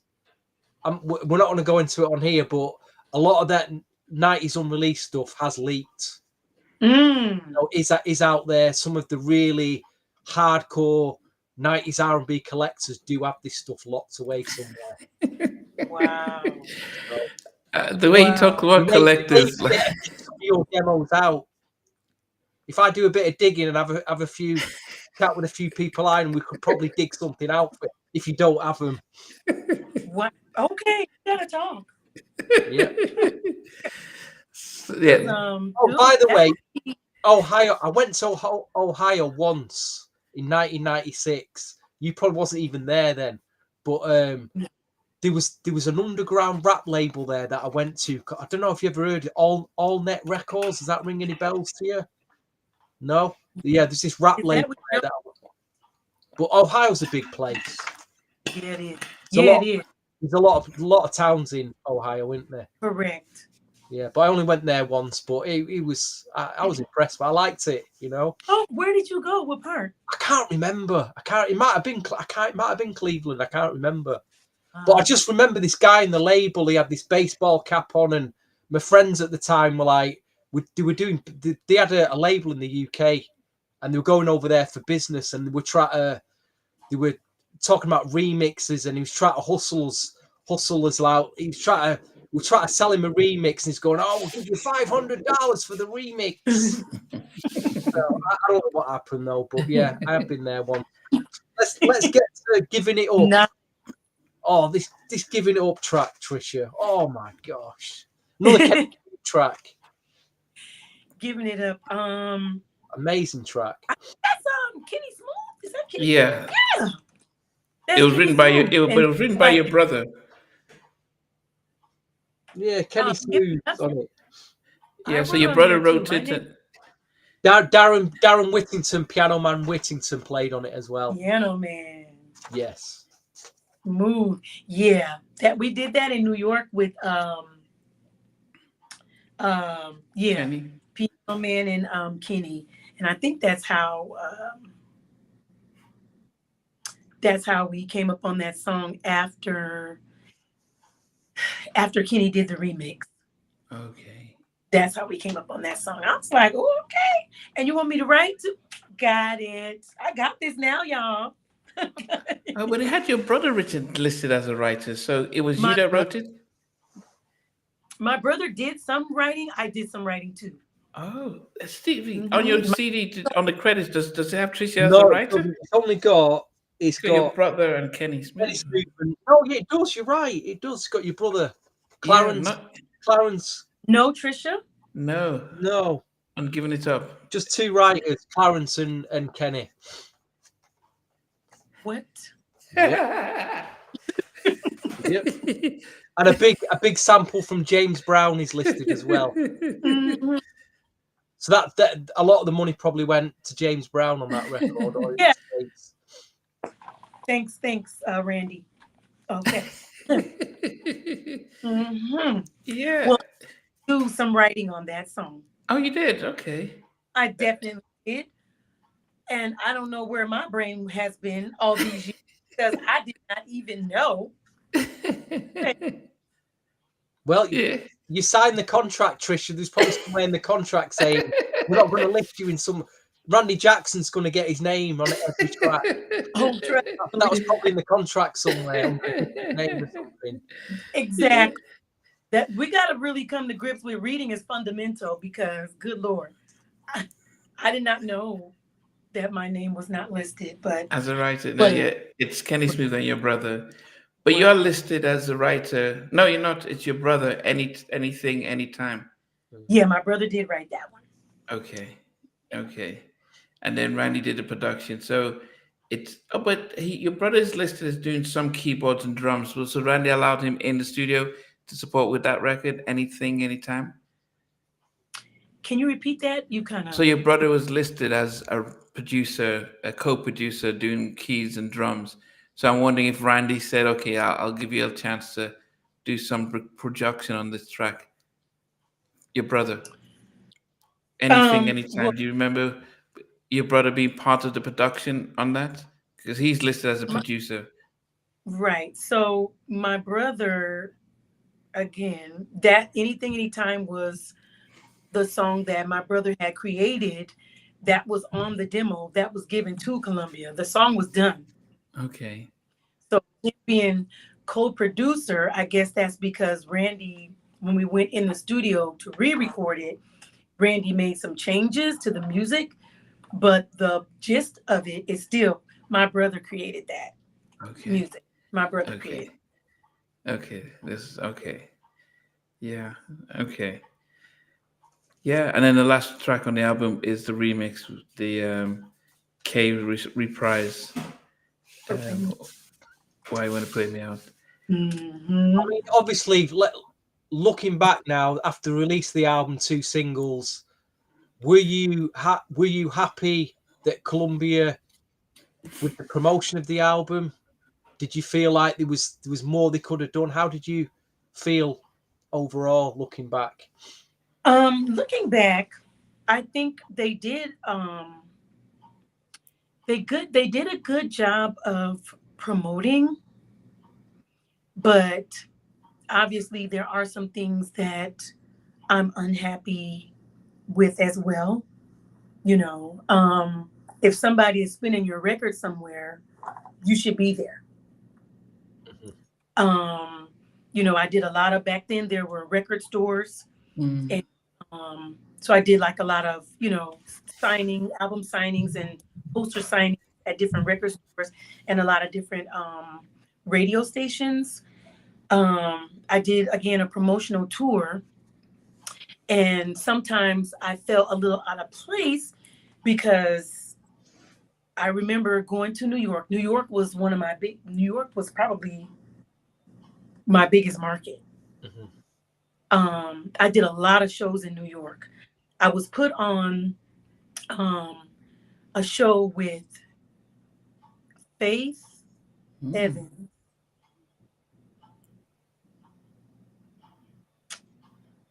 I can't remember who else. I can't remember who else, but it was several New York artists, and I had to sing "Giving It Up" there because it's like I didn't really fit on that roster. Mhm. But what they had, I look out in the audience, and Biggie Smalls is right there. Wow. He's nodding his, he bumping his, and I'm like that. And I love again, Faith Evans Mm. does it for me. I love her voice. I love everything she does. Um, so I felt like they were on top of things. They were spending money. They were on top of things. Like I said, I went to Soul Train. I went to BET. They flew the makeup artist that I had used for the video. They flew the hairdresser. They did, support me and promoted me. But I think it should have been, um, you know, me not being a record label um, executive or a person that's worked at a record label. But I do feel like um, I didn't know I wasn't going to have any creative control. I would have liked to pick the songs that I really wanted to make the albums that were cut. Um, some of the tours some of the shows that I was on, um, I think I could have been paired up with some different artists um, sometimes, and I think I should have been there for my fans. Like you said, the record was spinning over there. I should have been there. Mhm. Who manages that? Is it your manager that doesn't gets involved with getting you on tours, or does it everything? I would have thought the Label, manager. that was a label. My manager fought, you know, for me, um, but it was really the same thing for him. It's the label, and the people from the label were the subject matter Mhm. experts. So it wasn't about what we felt. They would give us, sometimes like I could select who did my hair. I could select, if I wanted the video, I could, I could, you have that. It would be okay for me to make that decision. But as far as these other things, we didn't have any say.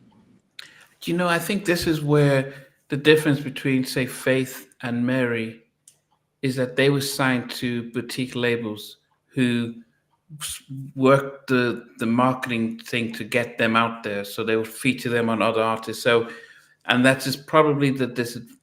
At one point, signing to a major label means more better contract, better money, but then it just means that if it doesn't hit, we'll move on to Lauryn Hill, we move on to Destiny's Child, we move on to the next. I think they had Mariah Carey. They had Allure. They had all these. So if it's not hitting, they had what? Yeah. They had Puff Johnson and Farron. Her name. Dion Faris. They had her. Yeah. Yep. Yeah. Then on the male side, they had I think Kenny. I think the guy with Maxwell. They had all this. They had a lot of stuff. Even the Fugees were there. So if it's not hitting, we move on to the next. But if you would say Bad Boy or LaFace or Uptown, it's like, no, this is our stuff. We need to work the machine. So I think that's where Faith and Mary would have the. Yeah, they had a street team. I remember. Yeah. I remember. Because everyone that's here would say it's a great album. You listen to the album, I just as we're preparing for this, I listened to the album again. I was thinking, why didn't this hit? Because this is vocally it was flawless. Production wise, I'm thinking, why didn't it hit? And I guess it's just because a major label just, it's, you have Columbia, it's a big thing to be on Columbia, but that's the trade off. It's a trade off. I mean, Alicia Keys was signed to Columbia and they dropped her, and then she went to Arista to J Records to restart her career. So I think 50 Cent was on Columbia. They dropped him before he went to Dre.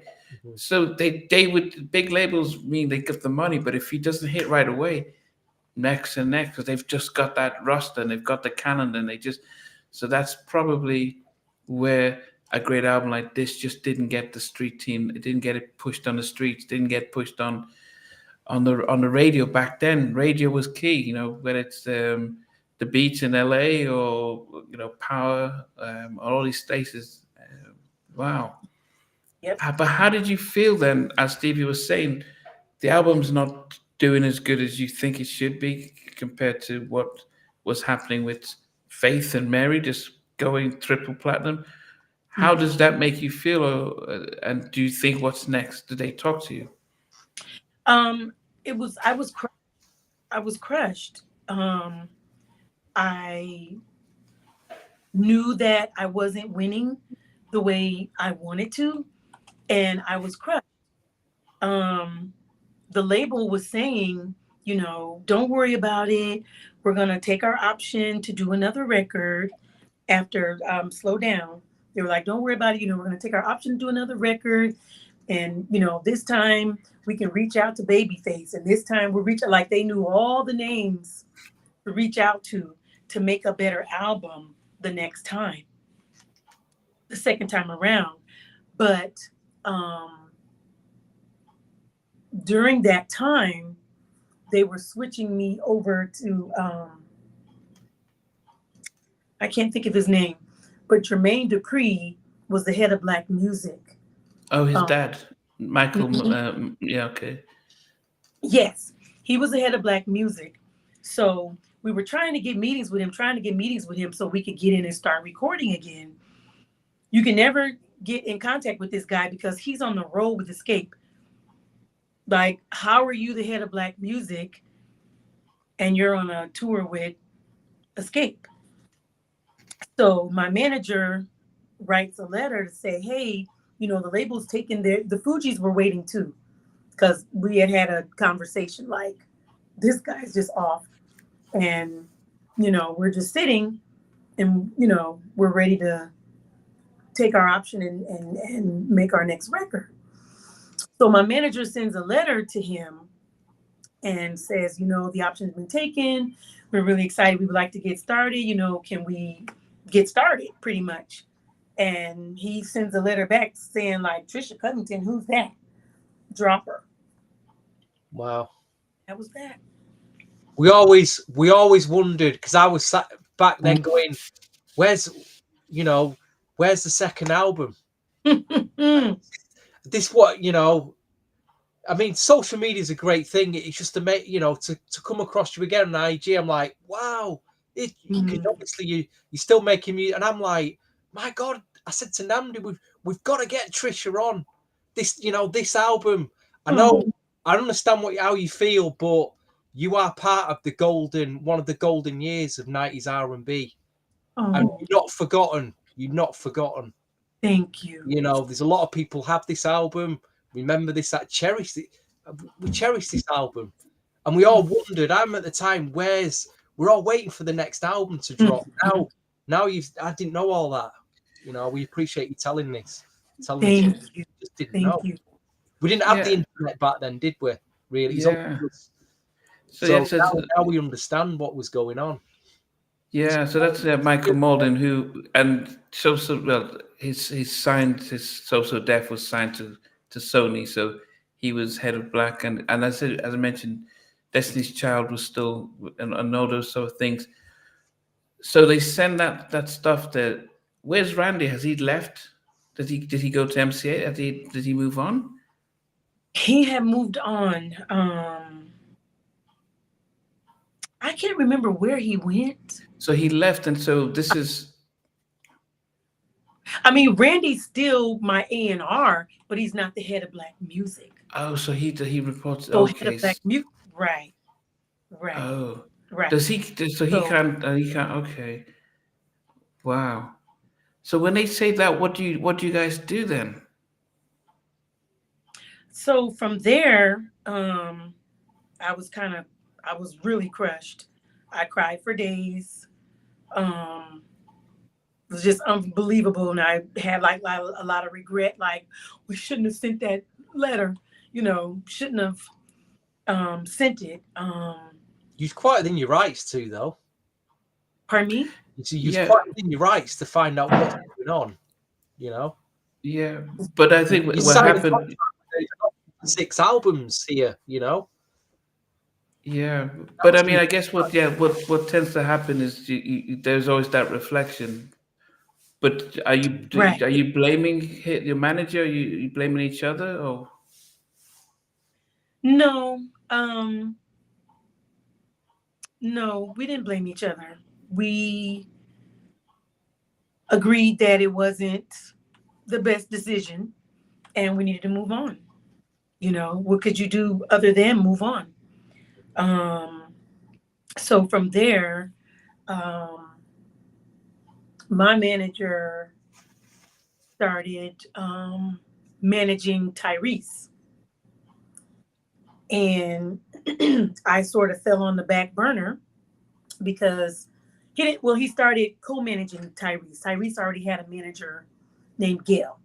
So then she pulled Greg in, and Greg pulled Frank in, and doubling back, Frank had also started co-managing me with Greg at the end as well, before I got dropped from the label. So then these three are managing Tyrese, and I'm like, well, I need to, record my album. And they're like, we got to do this for him, and things are really taking off, and we have to, do this. Why don't you sing background for him? And, when this tour is over, then we'll get back to recording with you. And I remember seeing Angie Stone at a concert that we had done. She was on the roster as well. And she's like, why are you singing background? She's like, girl, you need to get out. And I'm like, I know, I'm kind of waiting on them. Like, yeah, it's not like I, really want to sing background, but, I'm still out here. I can still meet people. But my manager had me trained that when I met people, if, I was known, like, again, especially in New York, that was like my biggest market. My manager had told me, if anybody ever wants to do business with you, don't give them your number. Tell them to call me, your manager. So, big mistake. Big mistake. At the time, I felt like he was looking out for my best interest. But what, 3 tours later? So I think I toured with Tyrese 5 or 6 years. Still on the back burner, still waiting. Can't pick up the phone to call anyone to say I'm going to do this myself, because every time someone has approached me, I've told them to get in contact with my manager. I've also become romantically involved with my manager. Big mistake. And at the end of the last tour that I was on singing background for Tyrese, I was pregnant. So that was what, she just turned 21. My daughter just turned 21. So I decided that I wanted to go back doing music, but my manager slash boyfriend, we're planning to get married, we're gonna have a family, says you should be home and just raise the baby. So that's pretty much what I did. Well, you could look at the flip side of this, Trisha. If you did have another album out, you may not have a daughter now. True.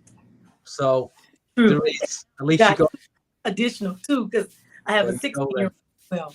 So that's true. And I feel like my 21's still in college. My 16-year-old, this next year will be her junior year in high school. So a couple of years ago that I'm like, my kids are old enough to where I don't have to be there to hold their hand for everything. And I do need to think about myself. I have put myself on the back burner. I have put them first. I don't want to retire just working a day job. I want to sing. I've done little things. I've gotten calls to do little things, here and there. I did a tour with Jermaine Jackson, went to Gambia. It was my first time ever going to Africa. I've done some little things in between. Every now and then I'll get a call, can you do this? Can you do that? And I've been actively involved in the church as well. And I've done some mission work. I've traveled, Panama, Philippines. I've traveled and, done that as well. I've never stopped singing, but I did make up my mind that it is time for me to focus on me and my singing as well, because it's not a hobby for me. This is really my gift, and I should be using it, and I should be sharing it with the world. It's what makes me happy.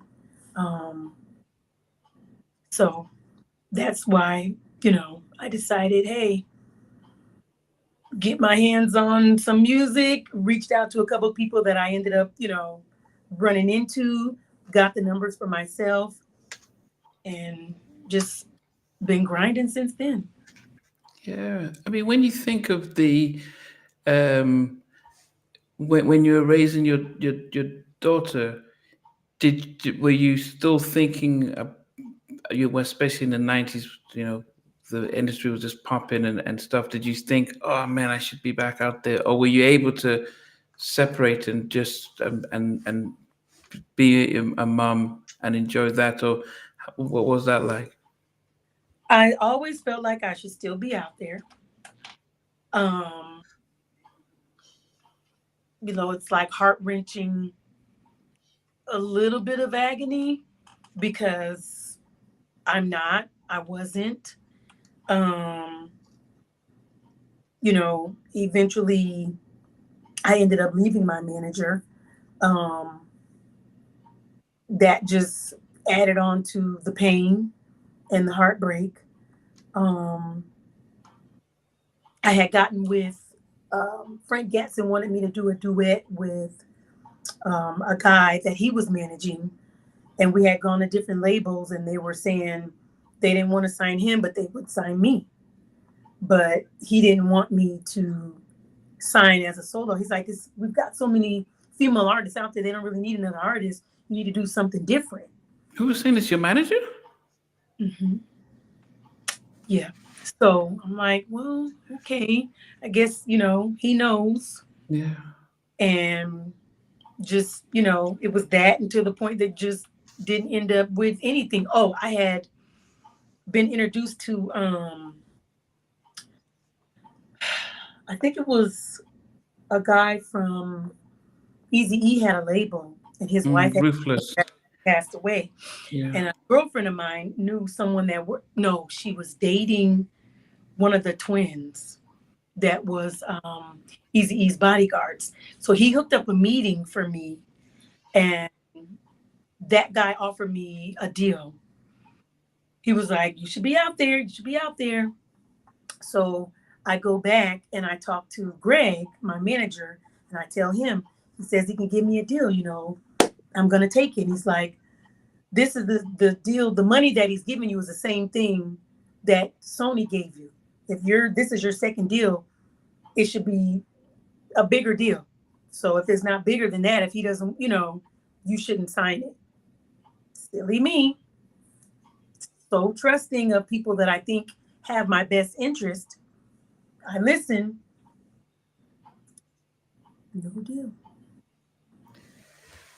I mean, Namdi, it's like, I don't want to go too deep into this, but it's just something I've experienced is like the manager-artist relationship, especially between a male manager and a female artist. It's a very unique thing because they're almost, it's like you're handling someone's life almost in that situation. And it's, if that manager is such an influential person, it's open to a lot of things, corruption, a lot of things, either corruption or even going into, relationship, as you went down, Trisha. I did try managing an artist once, a female artist, not for long.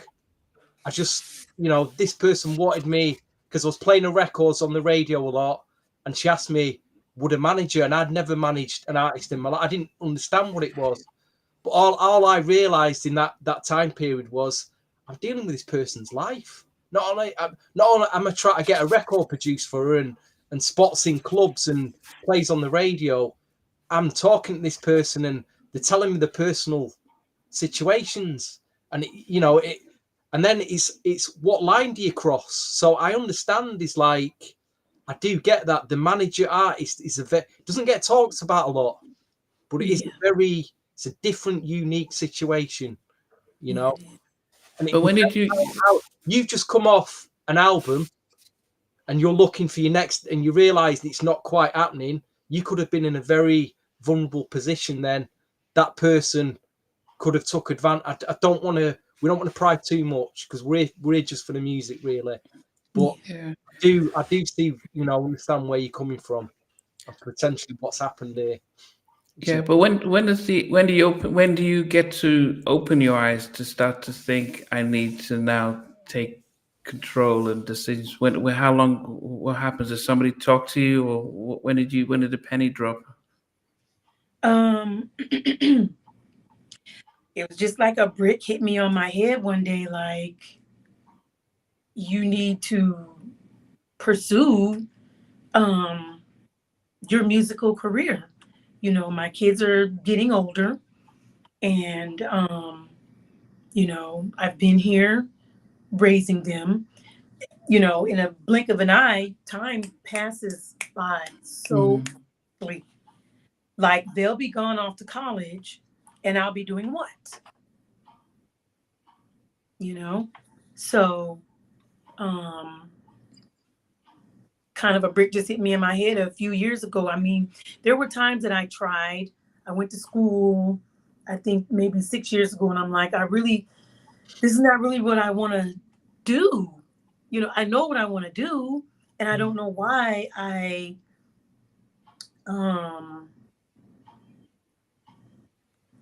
feel like there's no time. There's no time because I'm doing everything except for what I want to do. I mean, I want to raise my kids are my heart. They're my soul. I want to raise, but besides that, I'm not doing what I really want to do. And I'm never going to be regret. I have so much regret. And that's a cold feeling that I never wish on anyone. Just, being vulnerable, like you said, and being naive as well. It doesn't always pan out with like, the pot of gold at the end of the rainbow. You got to really keep your eyes and your mind open and really evaluate the situations that you're in and really, process what you're dealing with correctly, because it's not about giving all your control away, giving all your power away. That's a big no-no. And I had to learn the hard way that that's a really big no-no. So I have instilled that in my children, that is a big no-no. And just different people that I talk to, I try to encourage, look, this doesn't sound, and I don't want to be the bearer of bad news, but do not give away your power. Because you might think you know a person and you can know them 30 years and still not really know them and what their agenda really is. And I've experienced that. I've lived it. So I know firsthand, gotta do better. So I remember maybe 2 years ago or so, I called up a friend of mine, Troy Jensen, and I said, hey, he did my makeup for the Slow Down video. And he never changed his number, but I called him and I was like, I need some pictures. And that's when he told me, he was like, Trisha, first of all, you need to thank your ancestors that you look this good 20 something years later. He was like, second of all, you need to get your head out of your ass and know what it is that you want and just do it. Just do it. No excuses, just do it. And I said, you know what? Yeah, my head has been kind of buried in my ass, huh? So that's when I decided, yep, I'm going to take these pictures. I started reaching out to people for music and did some writing, had some other people do some writing, and just started, recording. I put, I think, 5 songs out. And I was going to say last year, especially, you had a busy year. You had a busy year last year, My goal is to release 1 song per month. Wow. Like Troy, my friend was saying, you have 20 years to make up for. I don't know if I have 20 years to make up for, but I know that I'm here and I've arrived and I'm just going to do what I can do. And I'm going to stay focused. And, that's what I got. Are you working with your brother, or who are you recording and working with? I'm working with my brother. I'm working with a guy named Curtis. They call him Sauce. He was in the group Something for the People. They also call him C Minor, and he works with everybody. So I'm working with him. I just met this guy named Joel. I can't think of his last name, but I got some music from him. And I've linked up with a couple writers that have given me some tracks to listen to, people that they've worked with. I did a song with Warren Campbell. And I think that's pretty much it. So hold on, there's one more thing we need to highlight. 2008, you worked with Kiki Wyatt. And Randy Jackson. That was Randy Randy Jackson. Jackson seemed to have come out the woodwork, put a compilation out, and there you were again. Yeah. That's good. I did that with Randy. That was, what was that? 2008 it was. 2000. So in 2007, that's when I had my 16-year-old. And so I was still really, that's what I'm saying. Like, I would get a call to do this and that, but I was still really in my mommy mode. So I didn't really You'll capitalize on it. Yeah. Yeah. I mean, e-battles action, where are you releasing the music? Is it like on streaming? Are you releasing it on YouTube, or how are you releasing? All the digital platforms. So I gone through DistroKid. Okay. So they put it on Apple Music, it's on Spotify, it's on YouTube, and a bunch of different, platforms that I've never heard of. But yeah, everything is streaming. If you type in Trisha Covington, some things should definitely pop up. I released Awesome. I've released Such Is Life. I've released Pray Up just recently. I released I Need You, and I released it's a pop song. I just lost my chain of thought. Have you got enough material to release? I mean, I'll tell you, from my experience, a good time to release an album is October, just before Christmas. Looking for music coming up to Christmas to buy or whatever. Have you got enough material to release an album, or maybe right now releasing one single a month? I won't like all these tracks to get lost because there's that much stuff being thrown out there all the time. Maybe release, the 3 singles a year, but by October, either get an EP or an album out. Yeah. Is that a possibility, do you think? That's definitely a possibility. I'm also looking into I would like to release a Christmas song this year. Definitely. As well. Definitely. So I'm in the very beginning stages. I've only recorded one song for the new project, but I do have enough material to create an album and have it out by this is June. Yeah. Before the end of the year, for sure.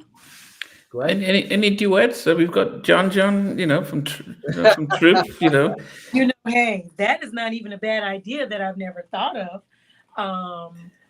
I haven't thought about doing any duets, but that is something I can look into. That's not a bad idea. I love artists. I just music. Every genre except for heavy metal. Oh. Just not my thing, not knocking it.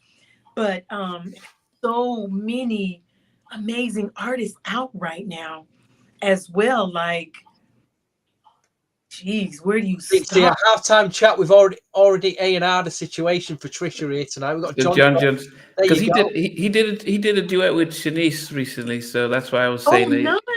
Yeah, so and John John's in California with you, so yeah, we'll get listed as halftime chat executive. Yeah, so yeah, that's. I mean, I guess it's I think part of the whole journey that we've gone through, how this little girl from the country makes it to the bright light cities, gets signed, and the reality of the music industry really hits you, and then reality of life. And I think for us, why hearing the whole story is important is because we got people who watch and listen, who everyday life go through stuff, and they think life is hard. But then if you're on the spotlights and a recording artist and stuff, and when things like that happen, it can be tough, especially if you think your family says you were on TV 1 minute and now you're working at the gas station.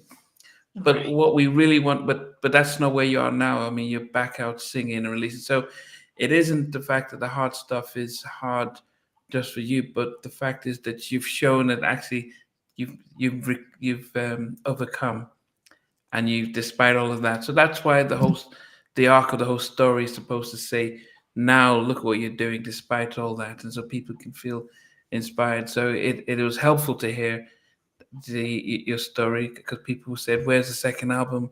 Why did we hear the second album? We saw you doing backing singles for other people, but life happened, and but it hasn't defined what you're doing now, and that's just to us is the most important thing." Yeah. Yeah. Yeah. I I mean, 100%. it is another thing, Trisha, that I don't know if you've even thought about this, but at the moment, the last few years, we've had a boom in very young female R&B singers. They're very prominent. They seem to be getting a lot more attention than the male singers. It used to be in the 90s, it was all about the male singer. But Yeah. now it's all about the female singers. And it does concern me because I do listen to what they're singing about. It's very miserable. It's very dark. It's very depressing. You think, what is this younger gen? What are they going through? But here's where someone like yourself could step in. You've got the experience. You could reach out to some of these, or even if you know some in your area that are just starting singing, you could really help them. Mm. What you've been through, so they Yeah. don't make them same mistakes, or even Yeah. just they're not even getting A&R.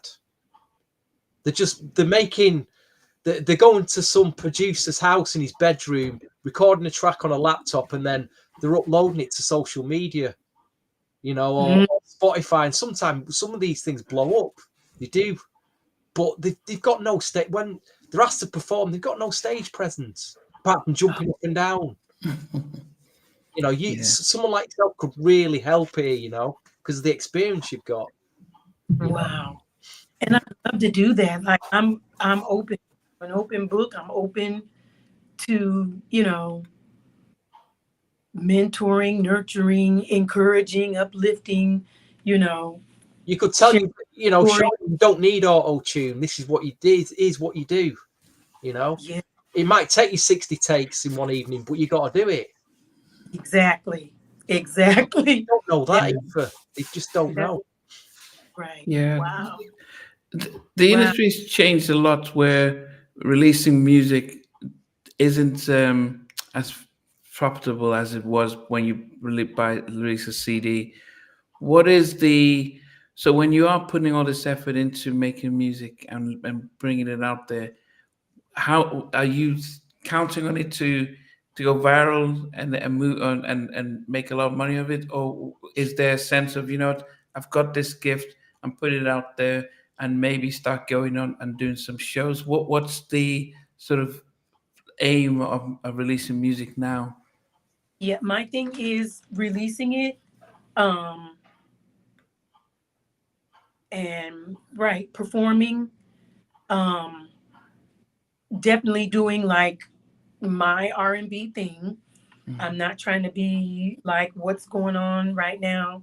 Um, I still want to give the people what the people want, um, but within, my lane. Um, I'm, if a song hits, it hits. If it doesn't hit, here comes another one. Here comes another one. My thing is to just until I go in my grave, Mm. releasing music. Wow. Um, I understand exactly what you were saying, Stevie. Yeah, everything has changed. It's very different. Even, you know, when I was coming up, people were saying, if you have kids, you can't, if you have a boyfriend, if you're married, you can't talk about it because you're a product. Mm. Now it's all about having a kid. Now it's all about, um, this one's married to this one, or this one's in a relationship with this one, or this one's got a, it's changed tremendously. Um, and the darkness, I That's think my you could make money as a music mentor. I really do believe that. mm, Just being what, you. like you said, what you've been through, your experiences, and your vocal talent. You can write. You could sell that as a package. Mm, But it's finding these youngers who'd want to jump on board. I think it's just an idea, just from what I just listened to your story tonight while you're releasing tracks. Because I know at the moment nobody's really. I'm looking at none of these artists, they're not making money, are they? They're just putting the songs on Spotify. They might get, I don't know, between 1,000, 10,000 hits or whatever. It's not making them any money unless they go out and perform. So I'm thinking, for someone like you, while you're releasing these tracks, what could make you actually some money? I think mm, Yeah. mentoring, and it's something that these younger artists definitely need. wow. You desperately need it. Mm. I'm definitely gonna give that some thought, Stevie. There must 'Cause be in your if circle. I'm You here must to. come across some younger singers. I don't know. I've got a feeling you probably do. You probably seen her out there, young singers, thinking, what are they doing? Why are they sounding like that? It could be so much better. Yeah. Are we expecting to see you doing any shows? Knowledge, yeah, is definitely needed, like you said. Because if you don't know, you're just doing what you do know. Yeah. If you don't know, and if no one's telling you, how do you learn? How do you Yeah. know? Are we? Are we going to see you doing shows or anytime soon? Um, I currently don't have any shows where I am promoting my music right now. I just released Pray Up. I've been doing shows, but right Okay. now I'm back at the beginning stages of creating more music because I've put out everything that I've done. Hmm. Um, so I do have a website at trishacovington.com. When I do start performing again, um, I'll put everything on the website and my social media, obviously as well. But right now, I'm not doing a whole lot of performing. I'm singing in church. I do sing with a band called Groovis Maximus, and we just do like cover songs. I have another opportunity with some gospel artists that's coming up next month. I'll be doing that as well. I'll be inputting that information on the website as soon as I get. I think on the 23rd, they're giving us the schedule for that. But that still is not stuff that's going to be like my personal music that I'm still working on. Um, so you just kind of have to stay tuned Okay. for dates when I start to, when I'm ready to release and I start promoting that. So every now and then I get a call to say, hey, can you come here? Can you come there? And I've done that, but I don't have anything lined up presently Okay. as of Would, so would and would coming. we ever? It's coming. It's coming. And I guess, finally, would we ever get to see you, especially with the advent of social media? You've got your YouTube channel, you've got your website, and you've got your Instagram. Would we ever see you do with your band your album? So your debut album, just going through all the songs and doing it, with your band, and Huh. releasing those video clips so people can reconnect with all those tracks. That's a really good idea that I have not thought of. Oh, Um, no, seriously, I need to visit that idea. We've got some Honestly, great ideas on our time chat. yeah, we need Oh to yeah, talk we've because got some great ideas.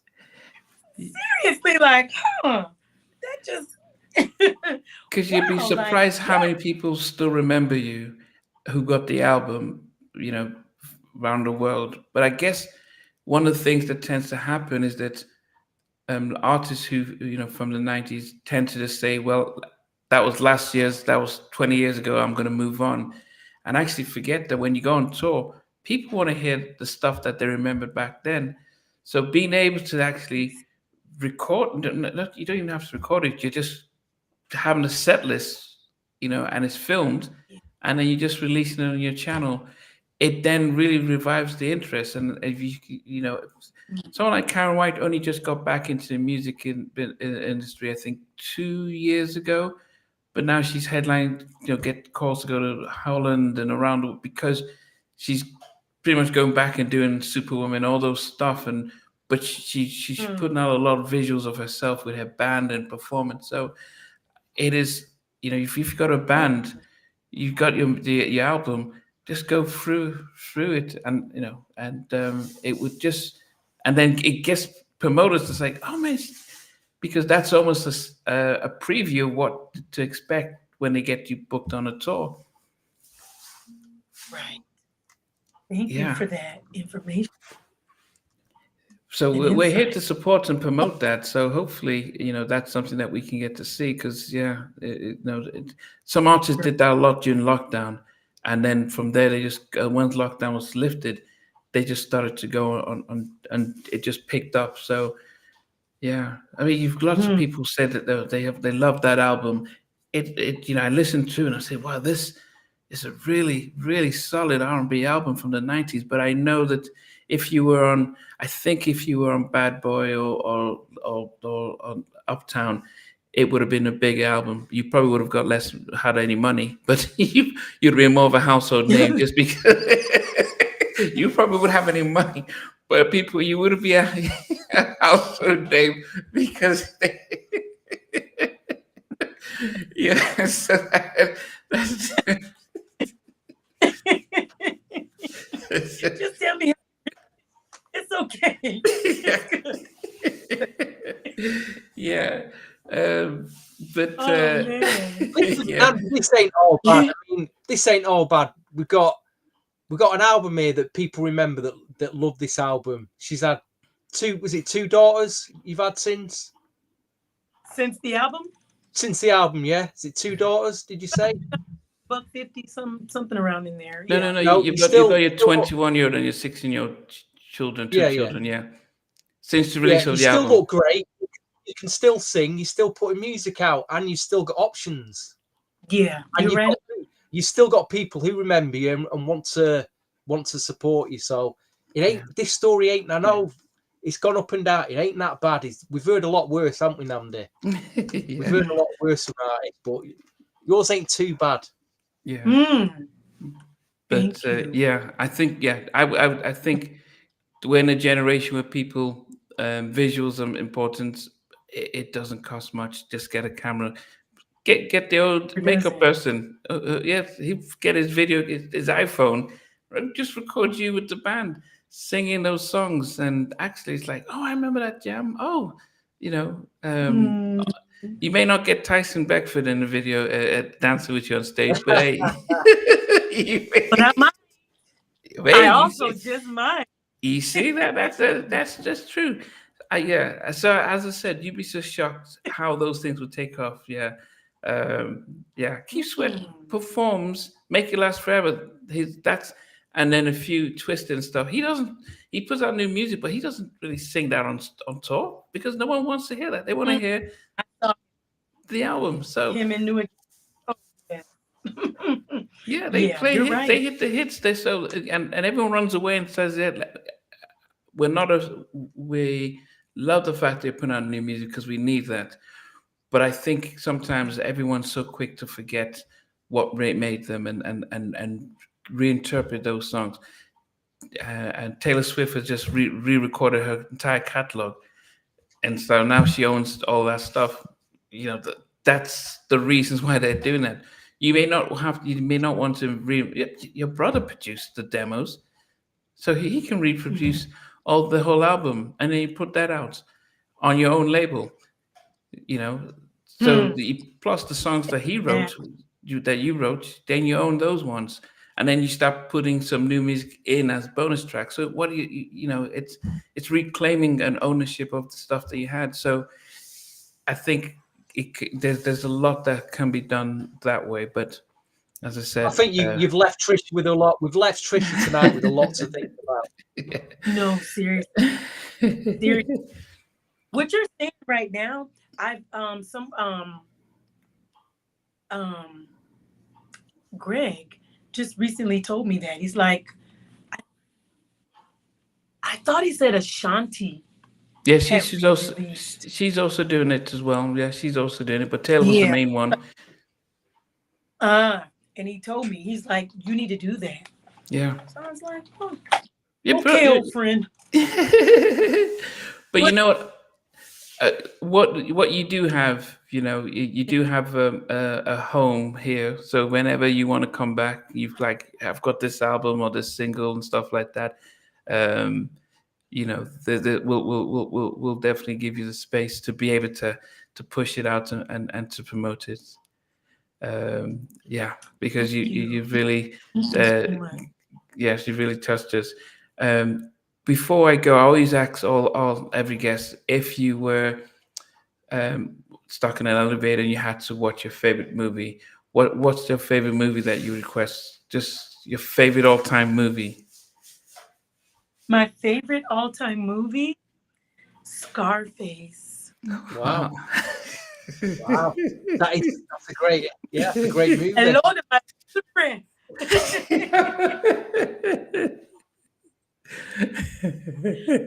Scarface. I could watch Scarface over and over, and isn't that something? Yeah, I wouldn't have. We wouldn't But have picked it. yeah. Yeah. Wow. Yeah, And No, then what no, you no, have it's a great movie. over? I wouldn't have seen you. I wouldn't have picked that. I wouldn't have thought that were you. I would have thought Wayne Oh, I Excel or love. something. Oh, I love that stuff. Wow. I love that stuff. Yeah. Hmm. A- And then, what's your all-time favorite song? Your all-time favorite song by anyone? Just your like your go-to song, your favorite all-time song.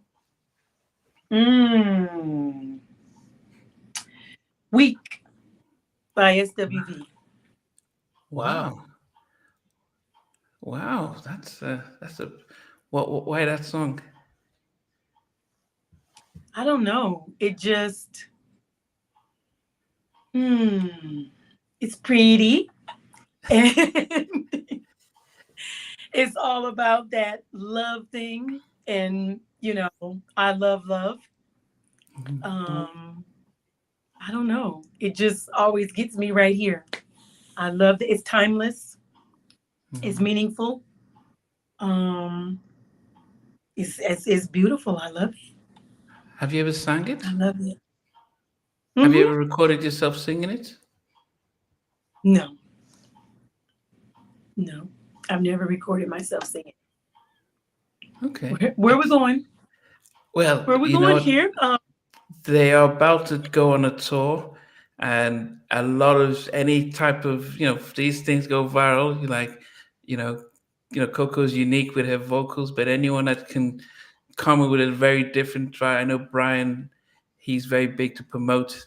So if you recorded a version, if you sang a version of it, maybe a cappella, stuff like that, and you posted it, I can imagine Brian Alexander Morgan retweeting it and everyone picking it up and says, "Wow, look what Tisha Commons has done," and stuff like that. Oh, she's still singing, can sing. So if you ever get a chance to get somebody on guitar or keyboard and you just sing it, um, it will be and you really, yeah, it could be a magical moment in addition to all the other things. But yeah, that can definitely be a moment.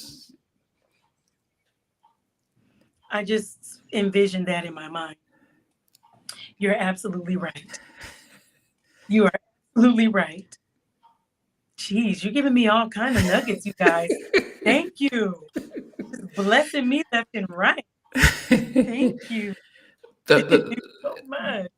the premise of what we've been doing is that we don't only just celebrate, and give a platform to celebrate the artists from a golden era of music for us, but it is really to, because when somebody passes away, it's like, oh yeah, they were great, and why not now, and why not see you shine? Because as you shine, others can shine, and we may slowly get more positive and more good vocals and music out. So, yeah, anything to help you shine is something that would definitely bless a lot of other people as well. Yes. You just warm my heart. Thank you. Well, No. we've kept you for a while. Stevie, any final summaries? Nandi, you charmer, you old charmer, you Nandi. Anyway, all I can say is what a revelation this interview, but the story. I had no idea, Trish. Like you say, I just assumed, like many of us at the time, you was like a New York-based artist, and Columbia was marketing you as the next Mary J, and we just always wondered what happened to you. Now we know, we've got the whole backstory. Thank you for opening up and just telling us, and like you say, we cherish this, we cherish you as an artist, and Oh, you're not forgotten. So, and thank we you. just keep going, keep Yes. going.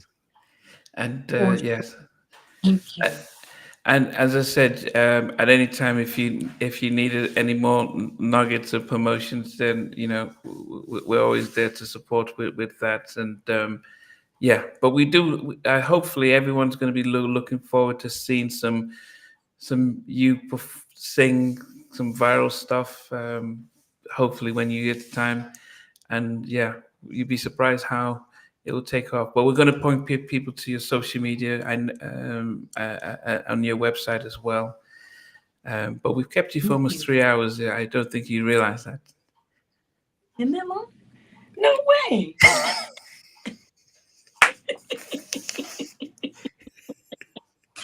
It doesn't feel like it at all. That's okay. Yeah. That's the charm.